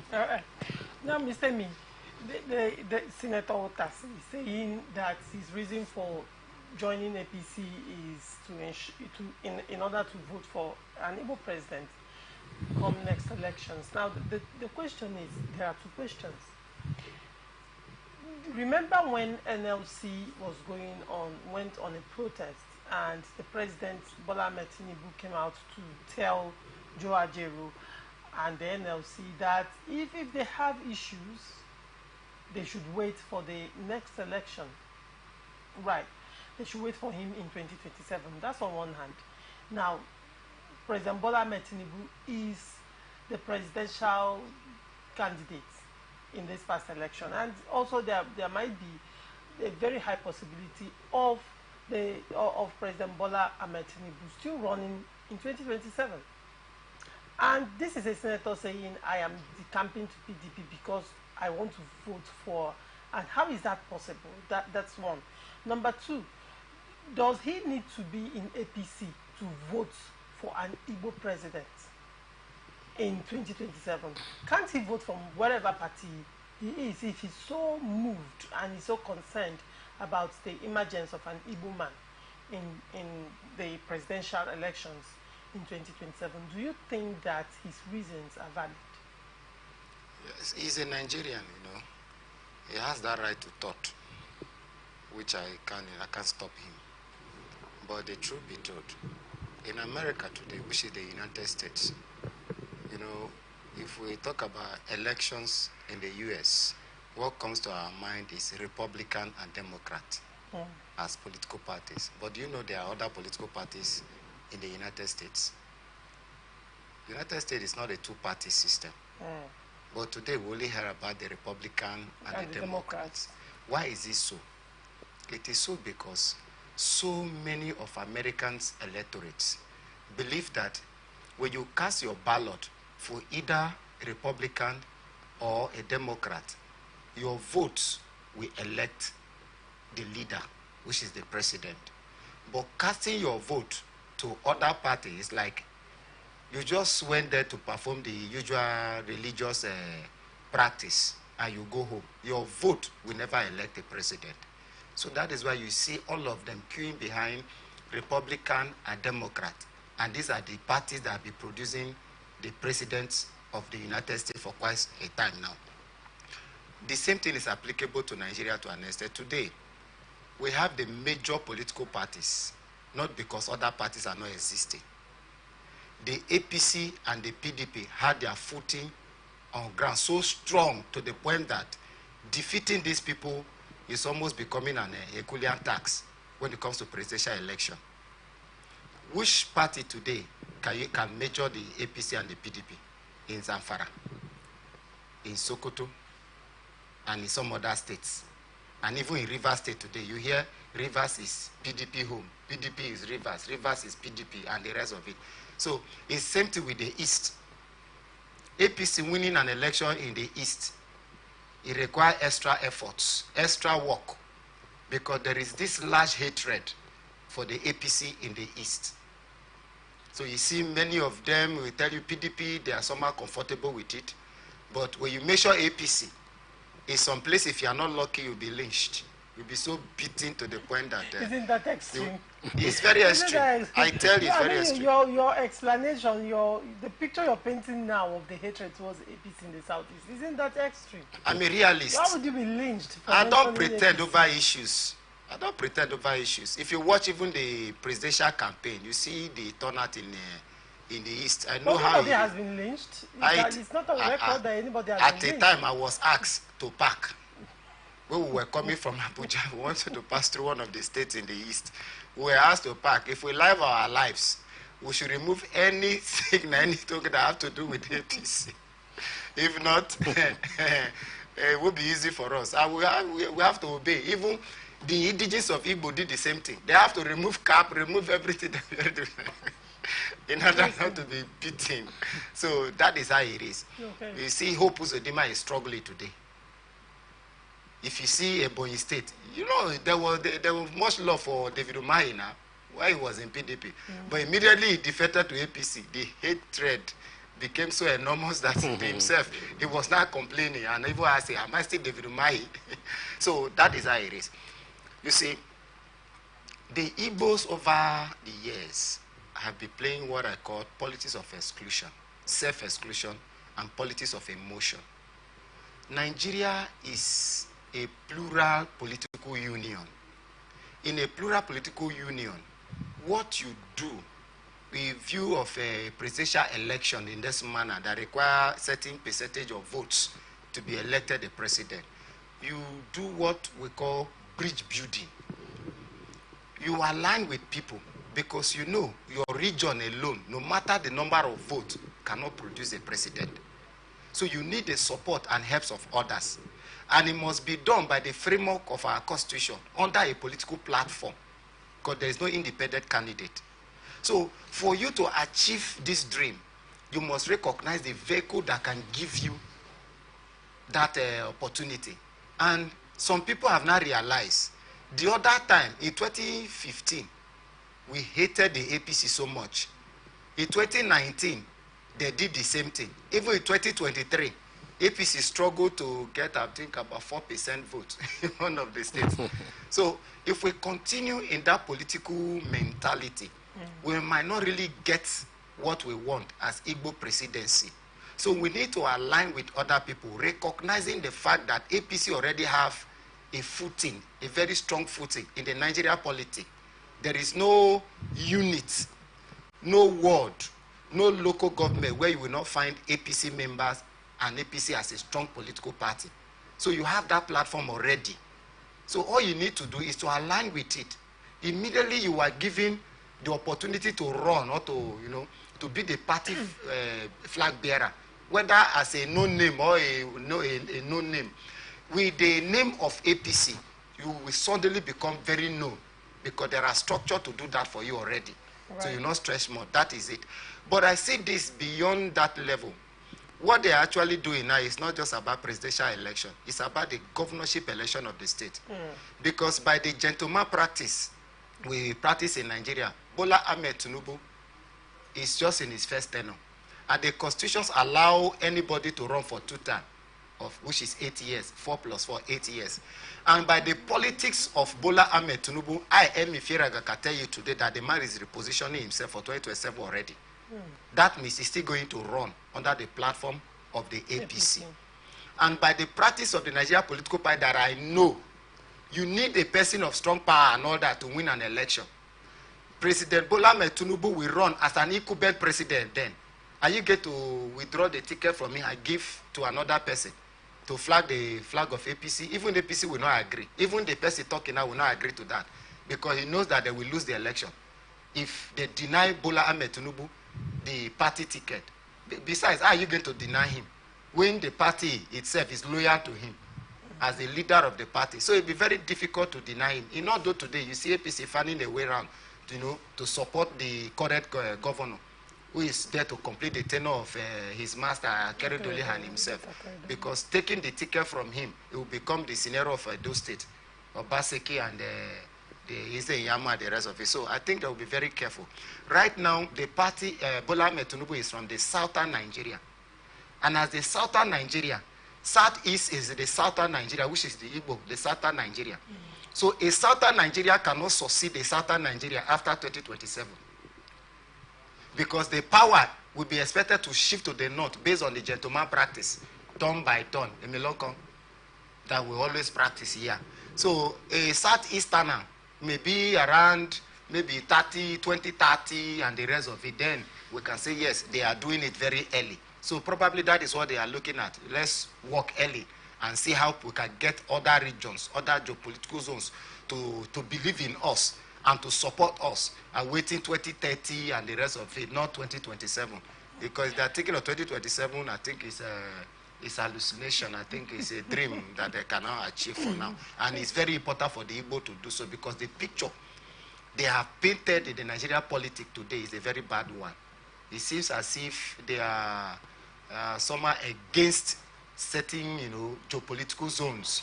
And the spirit of Izebu Eyimbahe can never give you. The spirit of what? Izebu Eyimbahe. It cannot give you the president. Whether Uzobu, I'm not from there.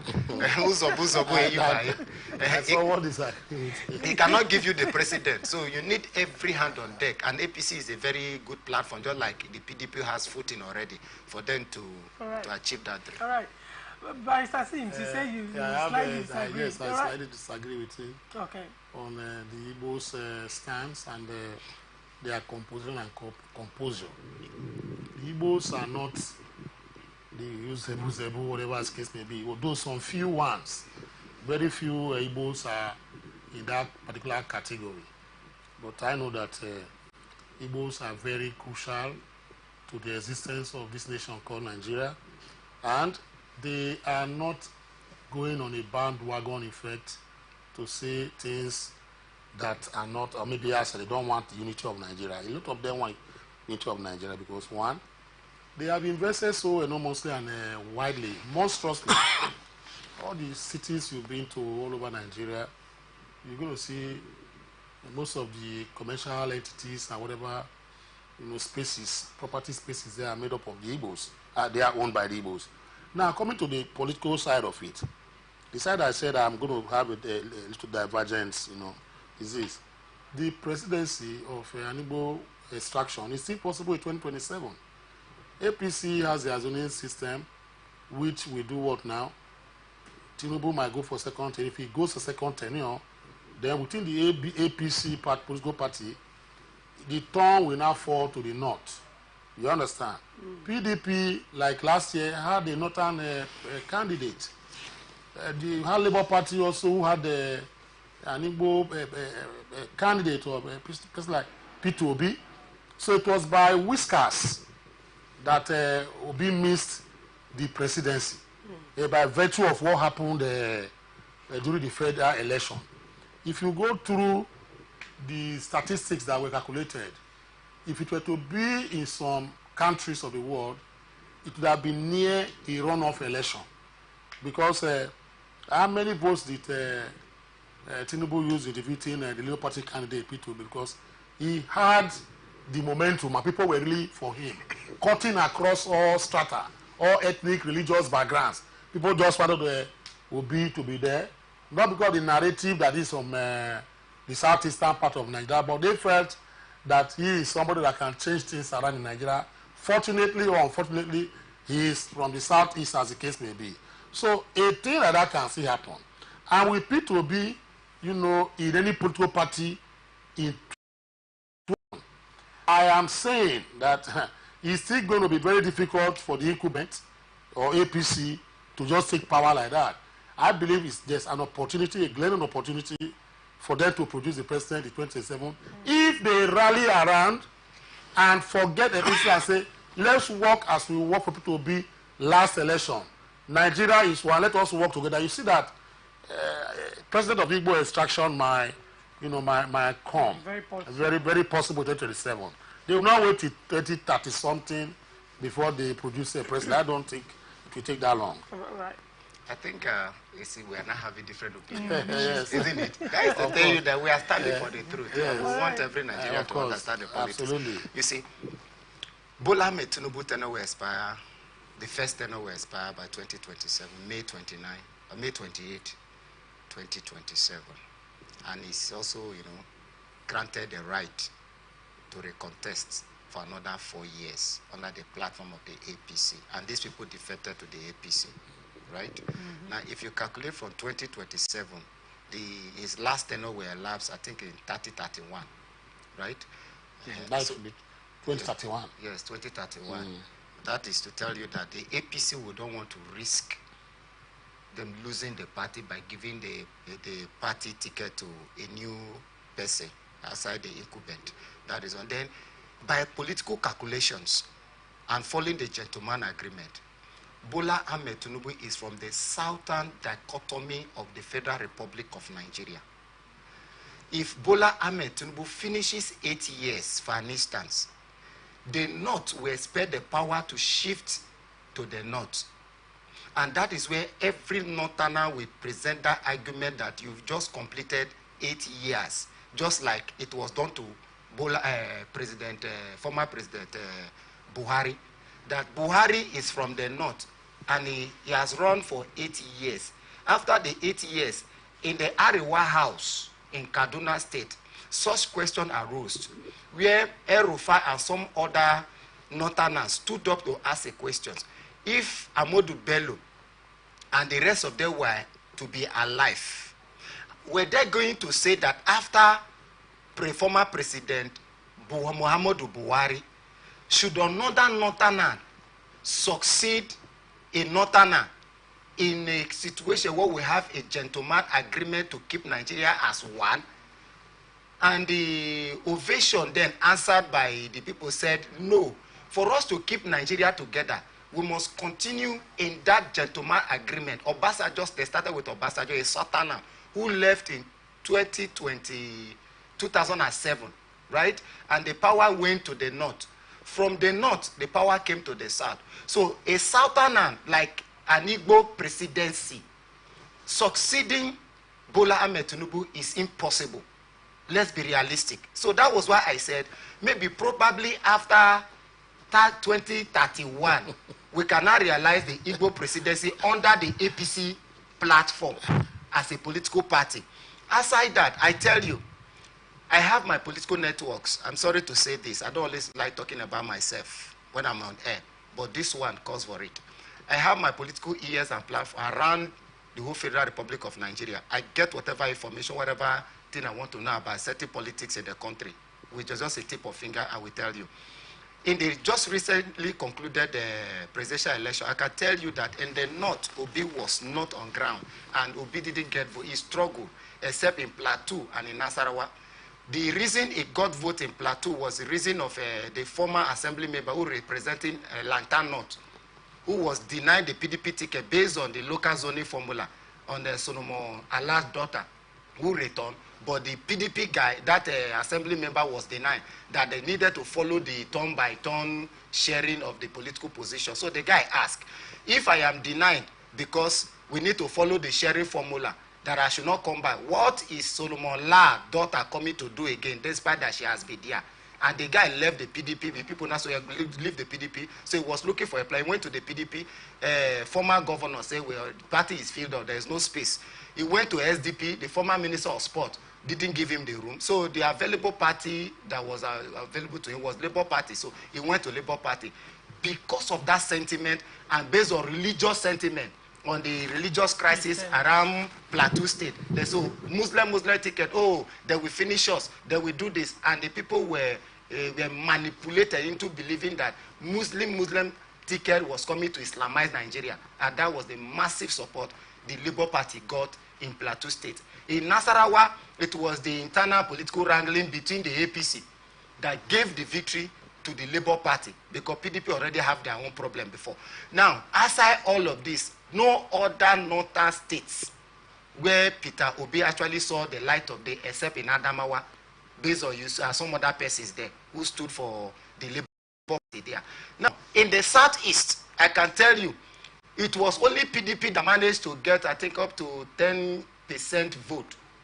No other party, APC, struggled to get 4% in one of the states. No other party was voted for because it was believed that Obi is Igbo and Igbo is Obi. Therefore, no other party is due or is qualified to get any vote, particularly even the APC. That was the mentality then. And people when you say the Southeast and their mentality? The Southeast, I tell you, it reflected in the election. It's majority rule. Was it about the Igbos voting the Igbos, or was it about the Igbos voting the Igbos, voting for their... Yes, yes. Was it about the Igbos voting the Igbos, or was it about a level of political awareness that not just the Southeast, but that came into Nigeria at that time, and people were hungry for a change? People were not just about PDP a change with who? A change with who? A change with who? I am telling you here without an apology, and I can also defend this anywhere, anytime. The vote in the Southeast was primarily because of an Igbo candidate. Then the vote in Lagos was because of religion. I can mention names if you permit me. So you see, that was why in the Southeast has been the Southeast has been the stronghold of PDP in the Nigeria politics. If you talk about PDP, you measure the Southeast. In fact, the Southeast, the PDP is more stronger in the Southeast than any other part of the country. But because of the Obi Igbo sentiment, many of them now left the PDP and voted for their own. And I am telling you today with evidence based on the vote that turns out for that election. Check. What was the score of APC in the Southeast? What was the score of PDP in the Southeast? That was why some of us. That was why some of us won. Labour Party in Lagos State. In Lagos State, he won, and that's why I say religious influence. Religious influence. Yes, religious influence by some persons. Do you want me to mention this? By political leaders. Lagos State is not also dominated by Muslims. I am telling you by political leaders. I am telling you, check the election where you have the lowest turnout of people. Get 25% in FCT. Yeah, it didn't. Right. FCT, you are missing the questions now. One after in Lagos, I'm coming. You say Lagos, wait now, Lagos, you jump to FCT. FCT, right from time, FCT, the incumbent party has always been losing FCT. If you check, most of the time, they are always been losing the FCT. You are not arrogating it to the... I am in Lagos, if you check, in Lagos, if you check by records, 2023 presidential election was one of the elections where Lagos recorded the lowest turnout of voters. One, the people there, many of them, based on that ethnic sentiment, never wanted to vote against Bola Ahmed Tinubu, number one, because they were preached or asked to do so, Muslim ticket and the rest of it. So many of them didn't turn out to cast their ballot. Some who came out to cast their ballot, those who came for Labour Party were more in numbers based on that religious affiliation. That was why he won. This thing was preached in pulpits. I can mention names. There in the southeast. Show me one party. I am coming. In the southeast. Ms. Amy, it was not held in the I belong to the Christian faith. So I can't lie against my people. Was it not held in the mosque? In the southeast, now can I ask you a question? Tell me one party in the southeast. Tell me one party in the southeast that scored 20% of vote. One candidate that scored 20% of votes in the southeast. Nation. Is there anyone? Right. No, but Obi and the Labour Party scored over 95% of the total vote cast for the presidential election in the southeast. All right, Barrister Sims. You see, I'm sorry, with due respect, Ferega drifted the argument from the pedestal of presidency of Igbo extraction to wide-ranging issues concerning the debacle that happened last term, called an election which was a fiasco, a sham, shambolic, because as at that time, I participated in that election as an obedient. And when you say that people voted for Obi because of religious and tribal inclinations, then it means that you are dwarfing our belief and the reason for us to, vote for Obi the last time. I say east to southeast. I limited it to southeast. Not so. A lot, even the southeast, anywhere you go to. I said in Edo State, obedience won the presidential election. It was not based on religious or ethnic affiliation. Obi is not from that side. It's never near to where we are from. We are saying the same thing. Edo State is not in the southeast. I'm coming, sir. So that was what prepared people to vote. The reason why people voted was because of the fact that the narrative was very, very bad before then. The exited government, as at that time, was crass. Was also very incompetent, as we have described.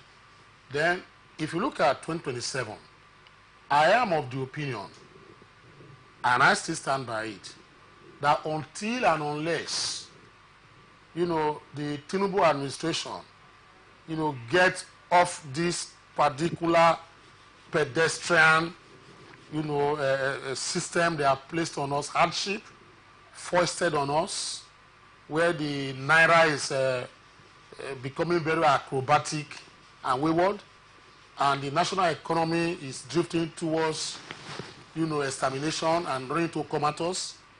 2027 is going to be the deciding year for Nigeria, and I believe that Nigerians across the globe, everywhere you go to, are not going to vote on ethnic or maybe tribal lines, as the case may be, as we did the last time. I witnessed where close to 2.something billion, if not more than that, dollars came into this country to support the obedient movement. The obedient movement was a movement that was a renaissance. It was not something of ethnic. And I still believe that it was not religious. Even though there were religious sprinklings here and there, people who were overzealous were going out to go and do those things. But the fulcrum on which the obedient and the Obi presidency rested that time was based on national ethos and the congruence of the people who have come to say enough is enough. And that particular thing carried on until INEC torpedoed the wishes of the people. I don't want to remember what happened in 2023 because I participated. I do not want to remember. That election was sham. International observers came across the world to say that election was the worst election Nigeria ever had. And we also believe in it. And I still believe in it as case may be. We can make it a topic the next time. I disagree because I don't like interjections. Sorry. Yes, so you see, we can make it a topic the next time, we are to discuss this. So I believe that particular election, in my own opinion, was shambolic. And I still hold that particular opinion. Now, coming down to this particular issue we're talking about, Igbo presidency. The Igbos can produce a president, not by bringing that man under an Igbo party, but bringing a man that is widely accepted, like Peter Obi again. And I reiterate that the zoning formula is peculiar and particular to political parties. It is not a national thing that you say that we cannot produce an Igbo president in 2027. It's not so. Because it is political parties. For instance, the last dispensation, Ewike was clamoring for all the presidential candidates to come from the south part of Nigeria. But an Atiku Abubakar felt, no, it shouldn't be of that. It should not be in that particular category. That it should be thrown open to every Nigerian that is capable and intelligent to govern Nigeria. And that was why he entered into the fray. And at the end of the day, he won it. So how can the North now, having voted for Atiku Abubakar, like you said, on ethnic or whatever proportion, how can the North now can arrogate or appropriate and reprobate in 2027 to say it is their turn because Bola Tinubu, ruled as a South man? That will not hold water. Because Atiku came into the fray and contested. If it was a national agreement with symbolism that only Southern candidates participated in the last election, then I would have yielded ground and say, that is what is going to happen. But in this case, they do not have that right to begin to say that their turn, after Tinubu or whatever does 8 years, is their turn. It's not sacrosanct. That's what I'm trying to tell you. So we still have the opportunity of producing a president of Igbo extraction 2027. And I believe the Igbos can do it. I believe Nigerians can also do it. I believe that Nigerians like me and others can rally round for us to have that balance and for us to have a sense of belonging with people that has been so marginalized for a very long time. It is a suasion and a suiting one if we embrace, such a thing for us to say, okay, let us make this happen and now start afresh. I belong to that particular class as it is. So let us not rule out or extinguish that particular option that an Igbo man can become president of Nigeria 2027 when the election comes. But Tinubu as it is now, I am telling you, except he up his ante and roll up his sleeves, if he does not work out something, very proportionate, I'm telling you he's going to get a disproportionate result in 2027. And likely, that will be the deciding factor of Nigeria in that particular election. All right. Governor, I misunderstood. I didn't say general. I say APC, please. APC, I say under APC, 2027, under APC. APC will not give that ticket to a new person. That was what I said. All right. Governor Obasani has accused his predecessor, El Rufai, of leaving behind a huge debt burden of $587 million, 85 billion naira, and 115 contractual liabilities. He continued that we remain resolute in steering Kaduna State towards progress and sustainable development. He said, we have conducted a thorough assessment of our situation and are sharpening our focus accordingly. Sources told correspondents that Governor Obasani facilitated $350 million loan while he was in the Senate. He is part and parcel of the previous government and was quite aware of these liabilities before he applied for the job. Let him get to work. Some public affairs commentators opined that the people of Kaduna State shouldn't accept any excuse. He should do the work as he was instrumental to the debt burden. Political pundits believed Madam El Rufai new political romance is the reason for these allegations. Hence, Kaduna have become the theater of war between present and former governors. Mr. Emi, what do you have to say? They say where two elephant fights, it is the grass that suffers. That is exactly what they are doing. Our politicians will have conscience. We are there to ensure that the people live. We are not there to create situations that will lead to deaths of the people they are supposed to make their life better. Politicking is allowed. People can develop new interests, align themselves with new families as they so deemed fit. The laws permit them to so do.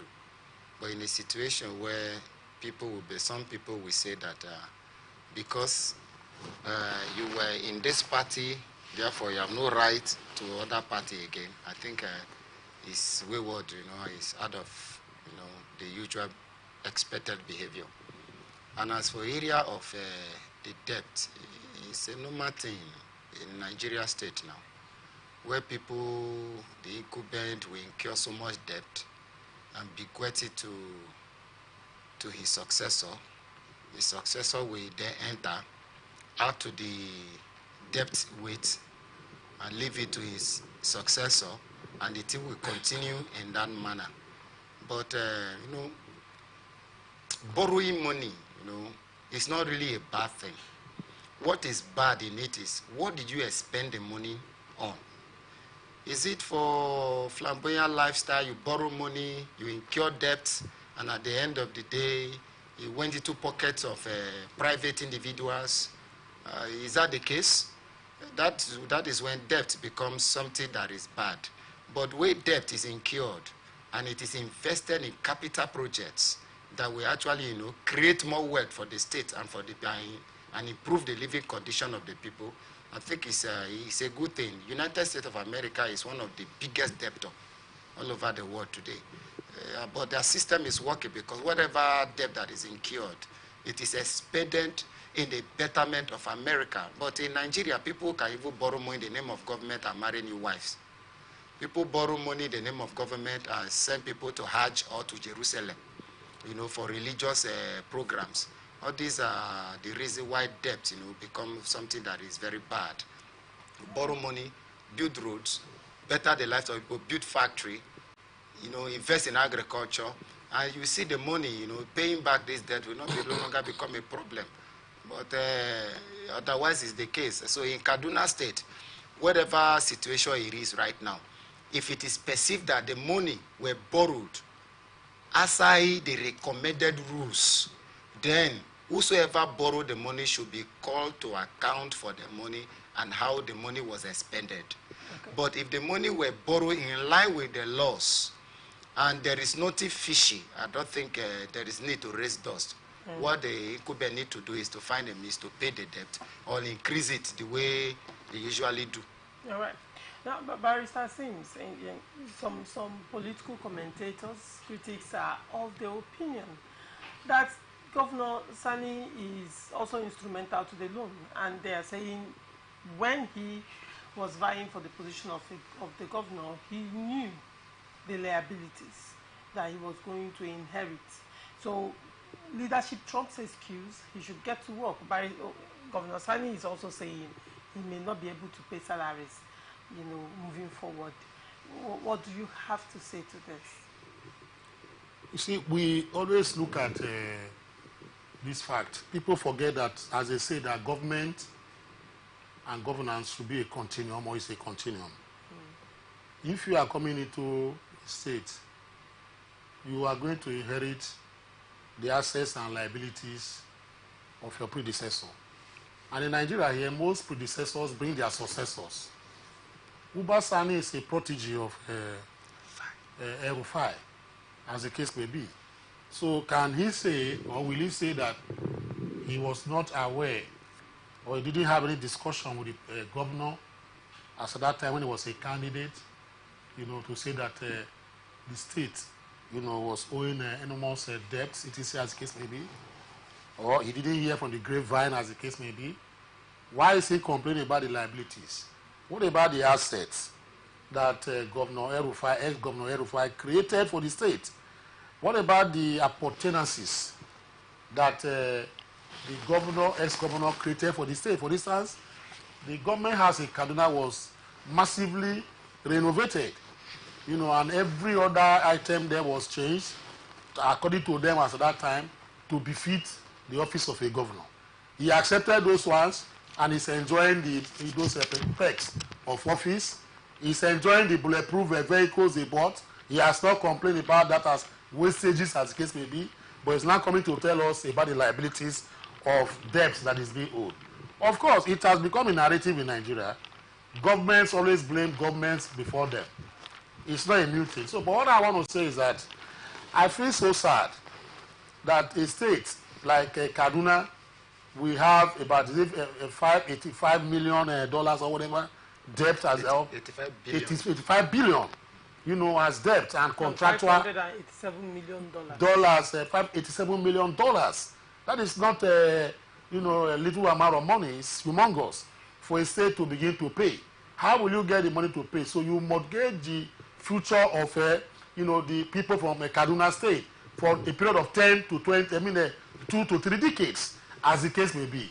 But what this man needs to do is for him to wake up to reality and begin to work on how to reduce that particular debt and work for the people and forget about the past. If he's so inclined about wanting to know, let him set up a probe panel to probe Rufai instead of this whatever that he's talking about here. So I don't think it's an issue that we have to dwell on for too much long time, as the case may be. All governors talk about it. I inherited a debt of this, but none of them are speaking about the asset they inherited. Are you saying that nobody left an asset for them? It is as the case may be. So these are things I call political shenanigans and jargons or whatever. So let them do their needful and let him go to work. All right. We can even come to South here and know how much debt that is left for governors. 200-something billion. The People's Democratic Party has appointed executives whose tenure has expired as caretaker committees for their respective states, local governments, and wards. Recall that National Organizing Secretary Omar Bature, during a meeting of the National Working Committee with State Chairman on Tuesday, hinted that party leadership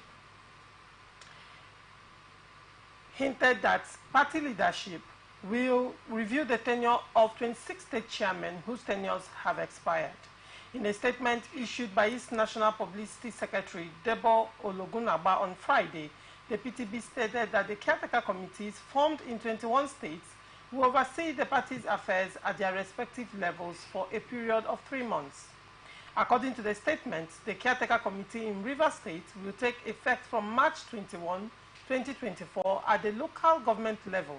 It will take effect from March 18, 2024, and at the ward level, it will take effect from March 14, 2024. Mr. Emi, what is the political implication of this move by the National Working Committee of PDP in Rivers State? Let's narrow it down to Rivers State. Appointing caretaker committees in place of elections. See, when PDP was registered as a political party, it was registered under one umbrella, which is PDP. So we only have one PDP. What we have at the state level is the branches of the one PDP. So, and PDP has its constitution where that defines actions and how they should go about the actions. If the PDP constitutions allowed for what they call caretaker leadership at a time, then there is nothing wrong in it. What it means is that PDP is only doing what its law says, and they are only playing by the rules. The political implication in Rivers State is that anybody, if you know you were elected at the ward level or even at the unit level, at the local government level or the state level, your tenure has expiration date. And if it has expired and the PDP as a body has not been able to conduct another congresses to elect new executives, and the party rule says they can appoint people for the main time, and if they are doing so, it means you that have been occupying that office, your tenure has expired, you leave, go to your house, go and replot, go and lobby if you want to recontest. The party does not belong to you. It's not your own. You are only a member, one person out of millions of people. So the party will not die because of you. Shift, go your house, and allow the party to continue to run. There is still room for you to seek re-election into that same position if the constitution allows you. So gather yourself, reach out to people you need to reach out to.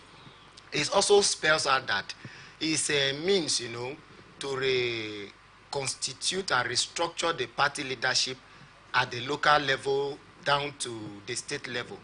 Maybe some people who are considered as disloyal to the party before now can be shown the way out, and the PDP now will now bring their main loyalists, people who will want to, who they want to be loyal to the party structure at the state. Do not forget, somebody advocated recently that the leadership of the party at the state level should be loyal to the governor. And in this case, Governor Simfubara, one of the former national chairman of the party from the Rivers State, he says the governor should be in control of the party structure in 100% in Rivers State. Maybe this is one of the ways for the PDP to edge out some people whom they believe that they are disloyal to the current governor, and they want to hand over the party structure now to the incumbent governor. But that is not the expected practice that can move a state forward. A state executive is recognized by the constitution of a party as leadership of the party. And the practice where somebody who is elected under the platform of the party will suddenly become the leader of the party, that the recognized organs of the party will not be loyal to him, will not be the one to call out the shots, how the party should be run, what happened in the party. I think it's not a right way to go. Maybe probably because people don't pay dues to run party. It is government money that is used to run political parties in most times in Nigeria. So they believe that the governor can easily dip hand into the state treasury and be bringing out money to people to run party, which is against the right practice. PDP does not own Rivers State, neither do any other party own Rivers State. Rivers money is Rivers money. The money should be expended on activities and projects that will benefit all Rivers people, irrespective of political parties or whatever affiliation that they belongs to. It's not for party. So the governor should not be leader of party. Party should learn to follow their constitutions. All right. Now, Barrister Sims, what is your take on this issue going on in Rivers State with respect to the caretaker committee being appointed by the PDP National Working Committee? The same question I asked Mr. Emi. How do you think it's going to affect the political simple question is that, yes, they have the powers under their constitution to do what? To elect their caretakers of expired members, expired committees. Yes. And also from what I read from this that was sent to me in Africa, because I had to reach out to one of their advisors, legal advisors. I will not call his name here. So he's in the national level and all those things. And he said, yes, that they have such powers. And he even said that where necessary, that a state executive committee, that is the NWC can dissolve a state executive committee and appoint a caretaker committee to run the party until another executive committee is now appointed. So it is under their power. He quoted the particular section 23D of their constitution. I don't have it here, but he just sent it to me because I was curious, and I said, let me find out from him. So the information I got is that, yes, they have the power to set up, such committees under their constitution, which I'm going to, go down later and verify. And he also said the NWC or whatever has the powers to even dissolve, a state executive committee and set up, a new caretaker committee pending when elections are conducted. I believe that is why there's been no, dust raised by people at the various level, world, etc., as the case may be. So I believe that takes care of that. Right. Because I got that confirmation from one of their lawyers. All right. Yes. The presidential candidate of the Labour Party in 2023 general elections, Mr. Peter B, has given the biggest hint yet about the possibility of him dumping the party ahead of the 2027 election season. He said this during an engagement with his supporters on his verified X space hosted by Parallel Facts yesterday. The former Anambra State Governor explained that his primary focus, which committed members of the obedience movement have brought into, is about making Nigeria work for all citizens. As such, he refuses to be distracted. According to him, the contrived crisis in the Labour Party was part of a distractive strategy, which neither he nor his supporters were willing to fall for. Barrister Sims, you are a Labour Party member. I'm just... what do you have to say to this? I love the way our leader has spoken, P2B, even though I don't think using the word distraction is apt. You see party politics, whether they are coming to divide you or whatever, that is politics. That is why it's called politics. Even in the game of football and other games of sports that you have, your opponent will use every means, to make sure that you lose to them and let them have the advantage. So it is not that of place if people want to destabilize the Labour Party or any party at all by any method they want to use to achieve that. Like I was saying before, and I told you that as an obedient, most obedients are not card-carrying members of Labour Party. Most obedients that were in support of P2B in the last election are not card-carrying members.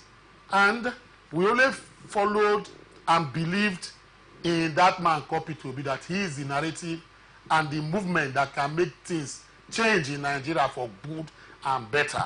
We might not achieve that state of El Dorado, but at least we can create a semblance where others will build on to create a particular country or nation that will be proud of, go and come back and live. That was why the diaspora in Nigeria, those who left Nigeria in droves, were supportive of that particular aspiration of P2B, not minding his ethnic and religious profiling, as case may be. They were supportive.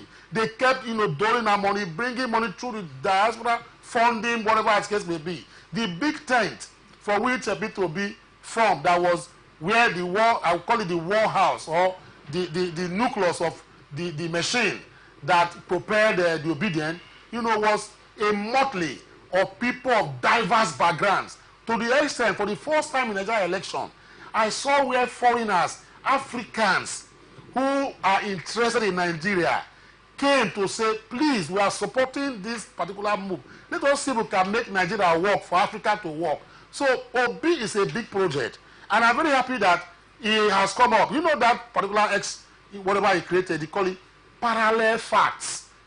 People don't understand what that means. When they take a parallel, you go this way or whatever the case may be.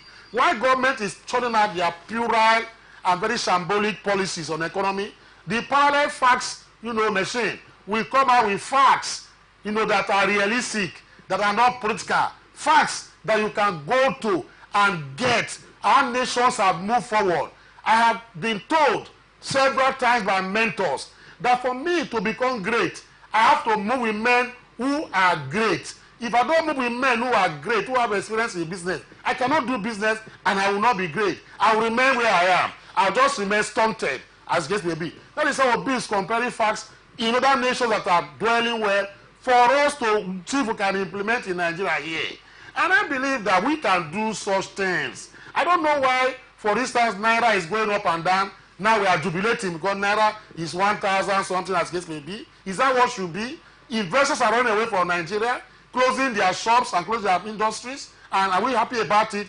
We believe that an Obi would have been able to bring back, such that it might not be 100%, but kickstart it to that particular level. I want to say, with due respect to you, Choma, let me say this for an example. Do you know that if Obi had won or be pronounced to have won that particular election as presidential election, within 24 hours, industries have signified their interest to come back to Nigeria, and new ones to come back to Nigeria were in motley way. They were in litany, in convoy, decided. That's all over the place. The whole place would have been heated up. The mood of the nation would have gone down. And I believe that some of these skirmishes you have here and there would have, calmed down to a level that we can control it. So now that Obi is saying, look, I have found out. Obi is they might not be 100%. He's not a saint. I believe he's not a saint, but I believe he's an uncommon Nigerian. Obi is an uncommon Nigerian. In Anambra State that he governed, even though he struggled for him to have that power to govern Anambra State, you can go back and verify. Go and verify. He left that government not, putting, a body like Kaduna left how many billions, millions of dollars in debt and contractual whatever for the successor to take over. Go back and see these things. Obi gave a clean slate for that particular governor to operate from, and that governor never began to begin to say that will be left, problems and liabilities for me that is so enormous I cannot contain, as the case may be. So that's the kind of person we want. Now, what is it all about? The Labour Party has been filled up with people who are pseudo criminals, who use pseudo names, to come and embezzle money. Now, the leadership, executive of Labour Party, is not, he sank in corruption and malfeasance. Now, he said he's not going to be part of it, and the obedience are not going to be part of it. Before you know what is going to go now, they begin to link and say, maybe obedience participated in that particular sharing of the loot by the people who are the executive of that party. So that's why I say, please, the way it is now, Labour Party should go and settle themselves. But the obedient group, we are giving them a distance and a long spoon to go and do what now? Settle their whatever. Right. Then we now look for, we look for where it is clean. It might not be maybe a white, very clean bride, but a place we can operate with modicum of, these corrupt tendencies, as case may be. Right. Obi is an enigma. Okay, Mr. Emi. In 1999, I participated in the election, although in a very small way. Since 1999, I've been following politics in Nigeria. And I can be so proud to say that there are some records that are very clear and glaring, and those records speak for themselves. One thing I said to myself in my growing up and all that is never to pretend over issues and not to support some character. You see, a sinner-sent attitude, I don't like it. It irritates me. We'll be trying to dump a Labour Party that what? You were governor of Anambra State for 8 years. From March 17, 2007, you became a governor, you left 2014. And you are telling me that the focus of your focus or whatever is how to provide water, how to do this. As a governor of Anambra State for 8 years, did you give Anambra State people water? No. In fact, Anambra State Water Board I think Grasses took over the place, and the staff were owed over 3 months, 3 years salaries. They were not paid until Obiano came and paid them. That is for water. Then you left that. You are saying the problem of Nigeria is this. What did you do in Anambra State to encourage food security and whatever in Anambra? Nothing. And when you were leaving, you say you left 75 billion, which in the Anambra and so many private investors investigated from government document, and it shows that it was a big lie. What you left was 9 billion naira and a debt of 127 billion naira for Obiano to pay. That was what you left. 127 billion naira, repeat, you can check, Google it, you will see it from the explanation that was given there. And from there, even the Anambra State poverty rate rose from 20% to 58% under you. And you say you want to call your focus is Nigeria, you want to better Nigeria. How much more did you do in Anambra State as a governor? No. And there were several, there are several crises I'm talking about. Yes, several crises that happened in Abga. They're created by you because you tried to impose Obiano, which brought about crisis. You ran away, you ran to PDP because you were so afraid that the book should not be looked into. In PDP, immediately you saw small crisis, another, you ran away, you ran to Labour Party. That is political prostitution, a bad behavior of the ordinary Nigerian politician that had kept us where we are today. And that is what you were showing, prostituting politically, running from party to party. So for me, I think changing Labour Party, you are now exonerating yourself from the problem in Labour Party. Even when this accusation started earlier, people went to court. You took side with Julius Abure. You took side with Julius Abure, meaning that you supported all the corruption allegation, whatever that is there, and now you are removing yourself from the problem. A leader does not behave like that. When there is a problem, a leader stands to solve the problem. It doesn't mean that it means that if you are given a chance, if you become a president of Nigeria today, when there are problems, you will run away. You don't run. A leader should provide solution to problem. That is what I expected of, and not political prostitution that he has always been doing. All right. So sadly, we are out of time, and we can't continue. And we end with the vindictive thought of figure against without facts and figures. This is national TV. This is national TV. That is why we come back. That is why I say you can go and verify. I don't talk what I don't know. Don't talk about the comatose government we have in place. We'll still revisit this. Yes, we are going to, of course. Thank you so much, Barrister Sims. Thank you. God bless you. Conversation. Thank you, Mr. Amy. It's always a pleasure. You can always follow us and stay connected on all Atlantic Television Network socials, Facebook and YouTube, Atlantic Television Network, Instagram and TikTok, Atlantic TV Network 1, Twitter, Atlantic TV Net. Watch us live on our website, www.atlanticnetwork.tv. Do not forget, peace and unity are the pathways to progress. Thank you for watching. I am Ogu Laurentia Choma. See you same time tomorrow. From the line across the ocean.